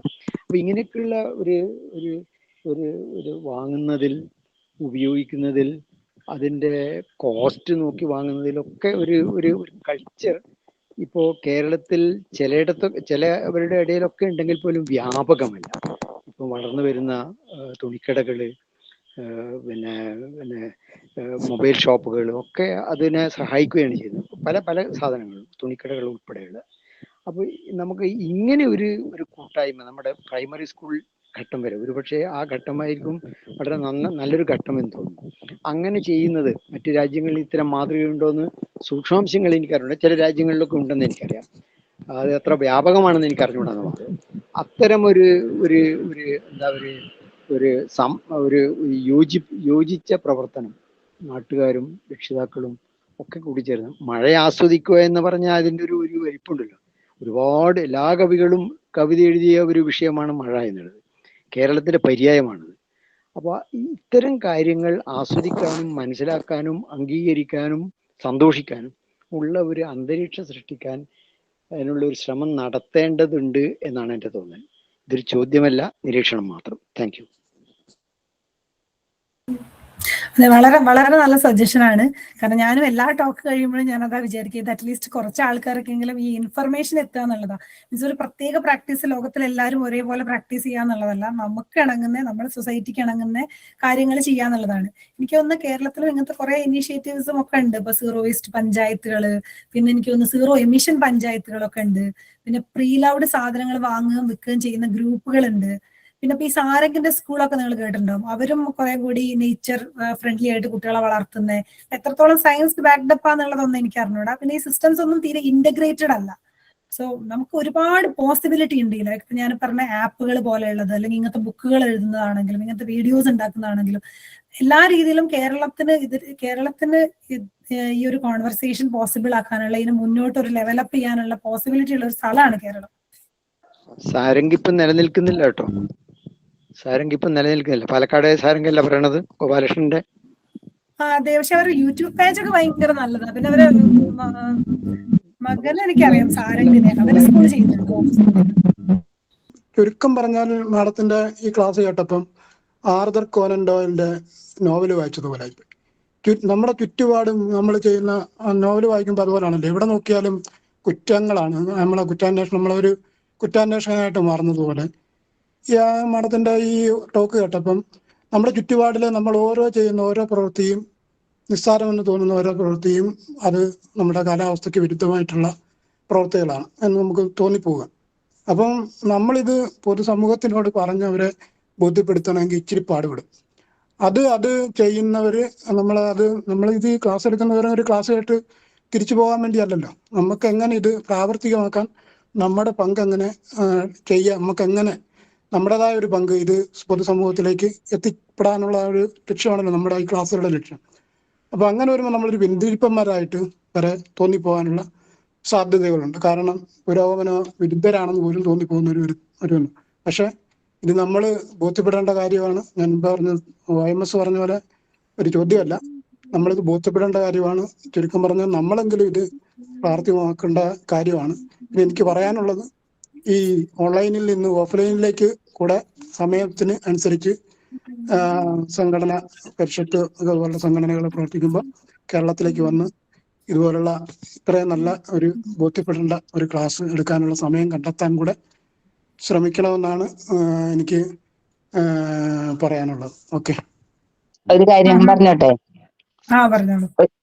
അതായത് ഞാൻ ഇതിനിടെ പേപ്പറിൽ വായിച്ച ഏതൊരു സ്കൂള് ഏറ്റവും കൂടുതൽ ആ കുട്ടികള് പിന്നെ പഴയ സാധനങ്ങൾ ഉപയോഗിക്കുക, അതുപോലെ മാക്സിമം കാർബൺ എമിഷൻ കുറക്കുന്ന വിധത്തിൽ അവരുടെ എല്ലാ ആക്ടിവിറ്റീസും അവർ യൂസ് ചെയ്യുന്ന സാധനങ്ങൾ തന്നെ ഉണ്ടല്ലോ, പഴയ കൊട മറ്റേ അങ്ങനെയൊക്കെ അവര് യൂസ് ചെയ്തുകൊണ്ട് ഒരു മാസത്തില് അവരെന്തൊക്കെ ചെയ്തു, എത്ര പിന്നെ ഇത് എമിഷൻ കുറക്കാൻ പറ്റി എന്നുള്ള തരത്തിലാക്കിയിട്ട് അവര് സമ്മാനം കൊടുക്കുക കുട്ടികൾക്ക്. ഇവിടെ തന്നെ ഏതോ പിന്നെ ഞാൻ പേപ്പറിൽ വായിച്ചതാണ്. അപ്പൊ ആ തരത്തിലുള്ള ഒരു കൾച്ചർ വളർത്തിയെടുത്താലേ കുട്ടികൾക്ക് അത് വലിയൊരു കാര്യമായിരിക്കും. കാരണം നമ്മളിപ്പോ കണ്ടമാനം ഈ ഉപഭോക്തൃ വാസന കൂടി സാധനങ്ങൾ കണ്ടമാനം വാങ്ങിക്കുകയും ഭക്ഷണം തന്നെ വീട്ടിലുള്ളത് വേസ്റ്റ് ആക്കിയിട്ട് ഹോട്ടലിൽ നിന്ന് കൊണ്ടുവന്നിട്ട് അത് കഴിക്കുന്നു. അത് പിന്നെ കഴിക്കുന്നത് എപ്പോഴെങ്കിലും അല്ല, അത് സ്ഥിരമായിട്ട് പല നേരങ്ങളിലും ഇങ്ങനെ വരുത്തിച്ചിട്ട് വീട്ടിലുള്ളത് വെറുതെ വേസ്റ്റ് ആക്കി കളയുന്നു. അങ്ങനെ എത്രയോ അനുഭവങ്ങളും കാര്യങ്ങളും ഒക്കെ ഉണ്ട്. നമ്മൾ കൈ കഴുകാൻ മുമ്പ് ഒരു ടവല് കൈമ പിടിക്കും.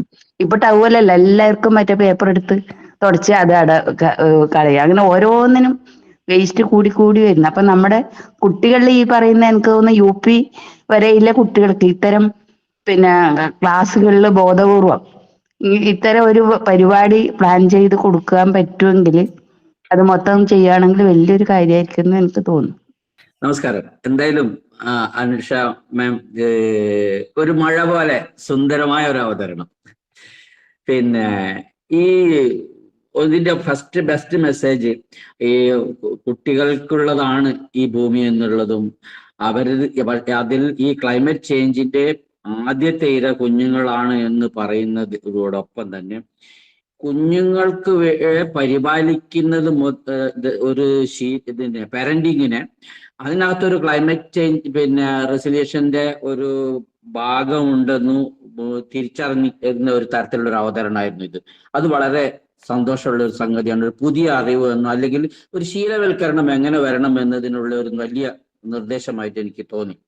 ഒപ്പം അഭിമാനം തോന്നിയ ഒരു സംഗതി ഈ പ്രസന്റേഷനിൽ പറയുണ്ടായി, ലൂക്കയാണ് ക്ലൈമറ്റ് ചേഞ്ചുമായി ബന്ധപ്പെട്ട് ഏറ്റവും കൂടുതൽ ചർച്ച നടത്തുന്ന ഒരു പ്ലാറ്റ്ഫോം എന്നുള്ളത്. ക്ലൈമറ്റ് ചേഞ്ചിന്റെ ആ ഗ്രൂപ്പിലുള്ള ഒരു അംഗം, അതിനകത്ത് ഒരു പഠിതാവ് എന്ന നിലയിൽ വലിയ അഭിമാനം തോന്നുന്നുണ്ട് ഈ ലൂക്കയുടെ അപ്രിസിയേറ്റ് ചെയ്തത്. അതിന് ഞാനും ഒരു എളിയ പഠിതാവ് എന്ന നിലയിൽ നന്ദി അറിയിക്കുകയാണ്. പിന്നെ ഞാൻ ഇതിന്റെ ലൂക്കയിൽ ഈ ക്ലൈമറ്റ് ഗ്രൂപ്പിൽ വന്നതിന് ശേഷം ഞാൻ എൻ്റെ ബാലുശ്ശേരി ബ്ലോക്ക് പഞ്ചായത്തിൽ കോഴിക്കോട് ജില്ലയിൽ ഒരു പരിപാടി ഇപ്പോൾ ചെയ്യുന്നുണ്ട്. അതിന് നമ്മളെ സഹായിച്ചത് നമ്മുടെ വയനാട്ടിലുള്ള ഹ്യൂം സെന്ററിലെ സുമ, അതുപോലെ വിഷ്ണുദാസ് സാറൊക്കെ കൊടുത്ത് അറിയാൻ തോന്നുന്നുണ്ട് ആ സ്ഥാപനത്തെ കുറിച്ച്. Hume Centre for Ecology and Wildlife Biology. ഞങ്ങൾ ചെയ്യുന്നത് ബാലുശ്ശേരി ബ്ലോക്ക് പഞ്ചായത്തിലെ 7 ഗ്രാമപഞ്ചായത്തുകളിൽ 36 ലൊക്കേഷനുകളിലായിട്ട് ഞങ്ങൾ മഴമാപിനി വെച്ചിട്ടുണ്ട്. ഈ മഴമാപിനി മുഴുവനും ദിവസേന അളവെടുക്കുന്നത് നമ്മുടെ സാധാരണ ആളുകളാണ്. അതായത് സിറ്റിസൺ സയൻസ് പ്രോഗ്രാം എന്ന രീതി തന്നെയാണ് നമ്മൾ അതിനെ കൊണ്ടുപോയിട്ടുള്ളത്. അതേപോലെ തന്നെ 12 സ്ഥലങ്ങളിൽ നമ്മൾ മാക്സിമം മിനിമം ടെമ്പറേച്ചർ അളക്കുന്നതിന് വേണ്ടിയുള്ള തെർമോമീറ്ററുകളും കൊടുത്ത് അതിപ്പോ സ്ഥിരമായി അവർ ചെയ്തു പോരുന്നുണ്ട്. ഒരു 115 പേരുള്ള ഒരു ഗ്രൂപ്പ് നന്നായി വർക്ക് ചെയ്യുന്നു. 2 മൺസൂൺ സീസണുകൾ കഴിഞ്ഞ് ഇത് 3ാമത്തെ മൺസൂൺ നമ്മൾ തുടങ്ങാൻ പോകുന്നു. Complete throughout the year അവർ ഇപ്പോൾ ഡാറ്റ കളക്ട് ചെയ്ത് അതിനനുസരിച്ചുള്ള പ്രവർത്തനം ചെയ്യുന്നുണ്ട്. അപ്പൊ ഇത് ഒരു അവിടെയുള്ള ഡിസാസ്റ്റർ മാനേജ്മെന്റിന്റെ ഒരു ടീമുകൾക്കും വളരെ സഹായകരമായി മാറുന്നുണ്ട് ഈ കൃത്യമായി നിരന്തരം ഇത് വാച്ച് ചെയ്തുകൊണ്ടുള്ള ആളുകൾക്ക്. അത് മാത്രമല്ല, ഞാൻ കണ്ടിട്ടുള്ളത് ഈ ആളുകളും അവരുടെ കുടുംബവും അവരുടെ വീടുകളിലും ഒക്കെ ഈ പറഞ്ഞതുപോലെ ക്ലൈമറ്റ് ചേഞ്ചിനെ കുറിച്ചുള്ള കുറച്ച് ചെറിയൊരു ആകുലതകൾ ഉണ്ടെങ്കിൽ കൂടി ഇത്തരത്തിലുള്ള ഈ വേസ്റ്റ് മാനേജ്മെന്റിലൊക്കെ വലിയ മാറ്റങ്ങൾ ഉണ്ടാക്കാൻ സാധിക്കുന്നുണ്ട്. കുട്ടികൾ ഇപ്പോൾ വലിയ താല്പര്യത്തോടു കൂടി വരുന്നുണ്ട്. ലൂക്ക ഇപ്പോൾ വാവാ തീപ്പോ എന്ന് പറഞ്ഞൊരു കുട്ടികൾക്കുള്ള ഒരു ക്യാമ്പ് നടത്തിയിരുന്നു. ആ ക്യാമ്പിലും കൂടുതലും ഈ നേച്ചർ വാക്ക് എന്ന് പറഞ്ഞൊരു ഇനം വെച്ചു. കുട്ടികൾ ഏറ്റവും കൂടുതൽ താല്പര്യത്തോടു കൂടി കണ്ടിട്ടുള്ള ഒരു സംഗതിയായിരുന്നു അത്. അതായത് കുന്നു കയറി കാടും മലയൊക്കെ കാണുന്നു. അപ്പൊ അവിടെ കാണുന്ന പൂമ്പാറ്റകള്, പുഴുപ്പകള്, അപ്പൊ ഇവയൊക്കെ ഇല്ലാതായി പോകുന്നതിനെ കുറിച്ചുള്ള അവരുടെ സങ്കടം, ഇതൊക്കെ സത്യത്തിൽ നല്ല നേച്ചർ വാക്ക് ഒരു നല്ല സാധനം ആണ് എന്ന് എനിക്ക് ബോധ്യപ്പെട്ടിട്ടുണ്ട്. ഏതായാലും വളരെ ഞാൻ മറ്റുള്ളവരുടെ സമയം അധികം എടുത്തു ക്ഷമിക്കണം. ഒരുപാട് അഭിനന്ദനങ്ങൾ. Thank you. നമ്മൾ ഇതിനെ പറ്റി പറയുമ്പോൾ ഇതിന്റെ ഒരു കൾച്ചറൽ സൈഡാണ് പരസ്യങ്ങൾ. കാരണം നമ്മളൊക്കെ ഈ പരമാവധി ഉപഭോഗത്തിലേക്ക് എത്തിക്കുക എന്ന് പറയുന്ന ഒരു എല്ലാ കമ്മോഡിറ്റിയും വിറ്റ് ചെലവാക്കുക എന്ന് പറയുന്നതിന്റെ നമ്മളൊക്കെ അത് വാങ്ങിപ്പിക്കാൻ പ്രേരിപ്പിക്കുന്ന ഒരു സാധനം. അപ്പൊ അത് നമ്മൾ ഇതിന്റെ ഭാഗമായിട്ട് എനിക്ക് തോന്നുന്നു ഈ പാരഡിങ്ങിന്റെ ഭാഗമായി നമ്മൾ പറയുമ്പോൾ മെൻഷൻ ചെയ്ത് പോകേണ്ട ഒരു കാര്യമാണെന്ന് തോന്നുന്നു. മറ്റൊരു കാര്യമുള്ളത്, എന്തായാലും എല്ലാവരും പറഞ്ഞത് റിപ്പീറ്റ് ചെയ്യുന്നില്ല. നമ്മളൊരു കാര്യത്തിനെ പല ആംഗിളിൽ നിന്ന് കാണാലോ. ഇത് ഒരു പാരന്റിങ് എന്നൊരു തലത്തിൽ നിന്ന് ചിന്തിക്കുമ്പോൾ എങ്ങനെയാണ് നമ്മൾ ഒരു പാരിസ്ഥിതിക ബോധത്തോടെ ചിന്തിക്കുക എന്നുള്ളത് വളരെ എന്താ പറയുക, അത്രയും നമുക്ക് ഹാർട്ട് ടച്ചിങ് ആയിട്ട് അത് അത്രയും ആ രീതിയിൽ അവതരിപ്പിക്കാൻ കഴിയുന്ന രീതിയിൽ, നമുക്ക് താഴെ പോയി പറഞ്ഞു കൊടുക്കാൻ കഴിയുന്ന രീതിയിൽ വളരെ സിമ്പിളായിട്ട് മേഡം അത് അവതരിപ്പിച്ചിട്ടുണ്ട്. എനിക്കിന്റെ സംബന്ധിച്ച് പറയാനുള്ളത്, നമ്മുടെ പരിഷത്തിൻ്റെയൊക്കെ ബാലവേദിയൊക്കെ ഇപ്പോൾ വളരെ സജീവമായി പ്രവർത്തിക്കുന്ന ഒരു സമയമാണ്. അവധിക്കാലമൊക്കെ കഴിഞ്ഞ് ഇപ്പൊ ജൂൺ 5-ന്റെ കുറെ പ്രവർത്തനങ്ങളൊക്കെ അതിലേക്ക് എനിക്ക് തോന്നുന്നു ഈ ഒരു വിഷയം സാധാരണ നമ്മൾ ഇത്തരം കാര്യങ്ങൾ കുട്ടികൾക്കിടയിലാണ് ചർച്ച ചെയ്യുക. നമ്മളൊക്കെ ഇത്തരം പരിപാടികൾക്കൊക്കെ വരുന്ന കുട്ടികളുടെ രക്ഷിതാക്കളെ ഉൾപ്പെടുത്തിക്കൊണ്ട് ഇങ്ങനെ ഒരു സെഷൻ ഇതിന്റെ ഭാഗമായിട്ട് പ്ലാൻ ചെയ്തിട്ട് ഇന്ന് തന്നെ അതുമായി ബന്ധപ്പെട്ട കാര്യങ്ങൾ ചെയ്യാൻ കഴിയും എന്നുള്ളത് തോന്നുന്നു. ഇതൊരു ഇൻസ്പിറേഷൻ ആയിട്ട് തോന്നുന്നു. ഞാൻ ആക്ച്വലി നേരത്തെ മെൻഷൻ ചെയ്ത ആദ്യം തുടക്കത്തിൽ മെൻഷൻ ചെയ്തിരുന്നു, ഇങ്ങനെ ക്ലൈമറ്റ് വർക്ക്ഷോപ്പുകൾ ചെയ്യുന്ന ഒരു NGO ക്ലൈമറ്റ് ഫ്രെസ്ക് എന്ന് പറഞ്ഞിട്ട്. ഞാൻ ഇന്ത്യയിൽ വരുമ്പോൾ ഞാൻ എനിക്ക് പരിചയമുള്ള സ്കൂളുകളിലും കോളേജിലും എൻ്റെ ഒരു ആക്ടിവിറ്റി ചെയ്യാറുണ്ട്. അതൊരു 3 മണിക്കൂറുള്ള ഒരു കാർഡ് ഗെയിമാണ്. പാരന്റ്സിനും പങ്കെടുക്കാം, കുട്ടികളത് കുറച്ച് ഡിഫറെന്റ് ആയിട്ടുള്ള കാർഡാണ്.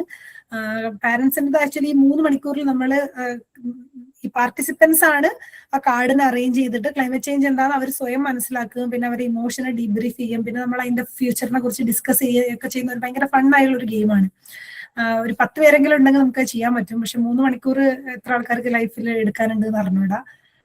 പക്ഷെ അത് ഭയങ്കര നല്ലൊരു കാര്യമാണ്. എപ്പോഴും നമുക്ക് ഏറ്റവും നല്ല ഫീഡ്ബാക്ക് കിട്ടുന്ന ഒരു കാര്യമായിരുന്നു ഈ ക്ലൈമറ്റ് ഫ്രെസ്ക് വർക്ക്ഷോപ്പുകൾ ചെയ്യുന്നത്. അനുഷയെ പരിചയപ്പെടുത്തുമ്പോൾ ലൂക്കയിലും അനുഷ ധാരാളം ലേഖനങ്ങളൊക്കെ എഴുതിയിട്ടുണ്ട്. നേരത്തെ പറഞ്ഞ ക്ലൈമറ്റ് ലിറ്ററസി, കാലാവസ്ഥാ സാക്ഷരതയെ കുറിച്ചും ഒത്തിരി ലേഖനങ്ങൾ എഴുതിയിട്ടുണ്ട്. അതും കൂടി നമുക്ക് വായിക്കാം. അതുപോലെ അനുഷ നാട്ടിലെത്തുമ്പോൾ നമുക്ക് അത്തരം ഒരു വർക്ക്ഷോപ്പ് പക്ഷത്തിന്റെ ഒക്കെ നേതൃത്വത്തിൽ, ലൂക്കയുടെ ഒക്കെ നേതൃത്വത്തിൽ സംഘടിപ്പിക്കാൻ പറ്റുമെന്നുള്ളൊരു ആലോചന ഷായിസറോട് അതൊക്കെ ചെയ്യാൻ പറ്റുമെന്നാണ് എനിക്ക് തോന്നുന്നത്. ഒരു കാര്യം കൂടി ഞാൻ പറഞ്ഞോട്ടെ ഷാജി മാഷെ. ഡോക്ടർ അനുഷ പരിഷത്തിന്റെ യുറീക്ക ശ്രദ്ധിച്ചിട്ടുണ്ടോ എന്ന് എനിക്ക് അറിഞ്ഞൂടാ. കുട്ടികൾക്ക് വേണ്ടി പ്രസിദ്ധീകരിക്കുന്ന മാസികയാണ് യുറീക്ക, 7ാം ക്ലാസ് വരെയുള്ള കുട്ടികൾക്ക് വേണ്ടിയിട്ട്. ലൂക്ക പരിഷത്തിന്റെ ഒരു പ്ലാറ്റ്ഫോമാണ് എന്നുള്ളതുപോലെ തന്നെ പരിഷത്ത് നേതൃത്വം കൊടുത്ത് പ്രസിദ്ധീകരിക്കുന്ന മറ്റൊരു മാസികയാണ് യുറീക്ക. യുറീക്ക അടുത്ത കാലത്തായി വളരെ എൻവയൺമെന്റ് ഫ്രണ്ട്ലി ആയി, കുട്ടികളുടെ പ്രവർത്തനങ്ങളിൽ കൂടി കാര്യങ്ങൾ എങ്ങനെ ചെയ്യണം, പഠിക്കണം, മനസ്സിലാക്കണം, പ്രകൃതിയോട് സഹകരിച്ച് എങ്ങനെ ജീവിക്കണം എന്ന പോലുള്ള കാര്യങ്ങളിൽ ധാരാളം കുറിപ്പുകളും ലേഖനങ്ങളും ഒക്കെ വന്നുകൊണ്ടിരിക്കുകയാണ്. അനുഷയെപ്പോലുള്ള ആളുകൾ ആ മാസിക കൂടി ശ്രദ്ധിക്കണമെന്ന് എനിക്ക് അഭ്യർത്ഥനയുണ്ട്. Thank you. ഞാൻ ശരിക്കും പാരന്റ് ആയിട്ടില്ല, പക്ഷേ ഞാനൊരു 6 വർഷം മുന്നാണ് ഇതുപോലൊരു എന്താണ് ക്ലൈമറ്റ് ചേഞ്ച് റിയലാന്നുള്ളത് തിരിച്ചറിഞ്ഞത്. അതിനുശേഷം എല്ലാവരോടും പറ്റുന്നവരോടൊക്കെ സംസാരിക്കാൻ ശ്രമിക്കാറുണ്ട്. അപ്പൊ എനിക്ക് തോന്നിയൊരു കാര്യമാണ്, നമ്മൾ എത്രത്തോളം ഹോണസ്റ്റ് ആയിട്ടിരിക്കുന്നോ, അതായത് നമ്മൾ പറയുന്ന കാര്യം നമ്മളും കൂടി ചെയ്ത് കാണിച്ചാൽ കുറേ കൂടി ഒരു കുട്ടികൾക്കൊക്കെ, നമ്മൾ പരിചയപ്പെടുന്ന കുട്ടികൾക്കൊക്കെ നന്നായിട്ട് കണക്ട് ചെയ്യാൻ പറ്റും.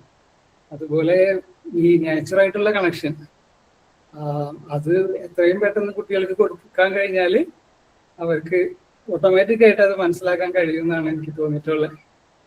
അപ്പോ എന്തും പുതിയ കാര്യങ്ങൾ അക്സെപ്റ്റ് ചെയ്യാൻ എല്ലാവർക്കും മടിയുണ്ടാവുമല്ലോ. ഇതൊക്കെ ഇതുപോലെ ഏറ്റവും എളുപ്പത്തിൽ നടന്നാൽ മതിയില്ലേ, ഇതിനെ കഷ്ടപ്പെടുന്നത്. അപ്പോൾ ഏറ്റവും എളുപ്പമായിട്ട് ചെയ്യാൻ പറ്റുന്ന കാര്യങ്ങളെ കുറിച്ച് നമുക്ക് എല്ലാവരെയും പാരന്റ്സിനൊക്കെ പരിചയപ്പെടുത്താൻ ശ്രമിക്കാം. ഓക്കെ, നമസ്കാരം. ഓക്കെ, അപ്പൊ നമുക്ക് അവസാനിപ്പിക്കാൻ തോന്നുന്നു. അരവിന്ദാക്ഷൻ മാഷൊക്കെ വളരെ നന്നായിട്ട് അനുഷ ടോക്കിനെ കുറിച്ചിട്ട് അഭിപ്രായം പറഞ്ഞിരുന്നു. അത് എല്ലാവരുടെയും കൂടി അഭിപ്രായമായിട്ടും നന്ദിയായിട്ടും സ്വീകരിക്കുക. അനുഷ ഇനിയും ലൂക്കയ്ക്കും പരിഷത്തിനൊക്കെ കോൺട്രിബ്യൂട്ട് ചെയ്യുമെന്ന് വിചാരിക്കുന്നു. അപ്പോൾ എല്ലാവരുടെയും പേരിൽ അനുഷയ്ക്ക് നന്ദി പറയുന്നു. അനുഷ കുസാറ്റുകാരിയാണെന്നുള്ള ഇപ്പോഴാണ് ഞാൻ അറിഞ്ഞത്.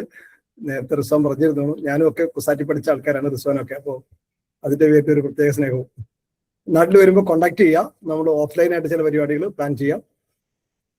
സന്തോഷം. എല്ലാവരുടെയും പേരിൽ നന്ദി. അപ്പോൾ നിങ്ങളെ ഇത്ര നേരം എൻ്റെ ടോക്ക് കേട്ടതിനും പിന്നെ നിങ്ങളെ വാല്യുബിൾ സജഷൻസിനും പ്രത്യേക നന്ദി.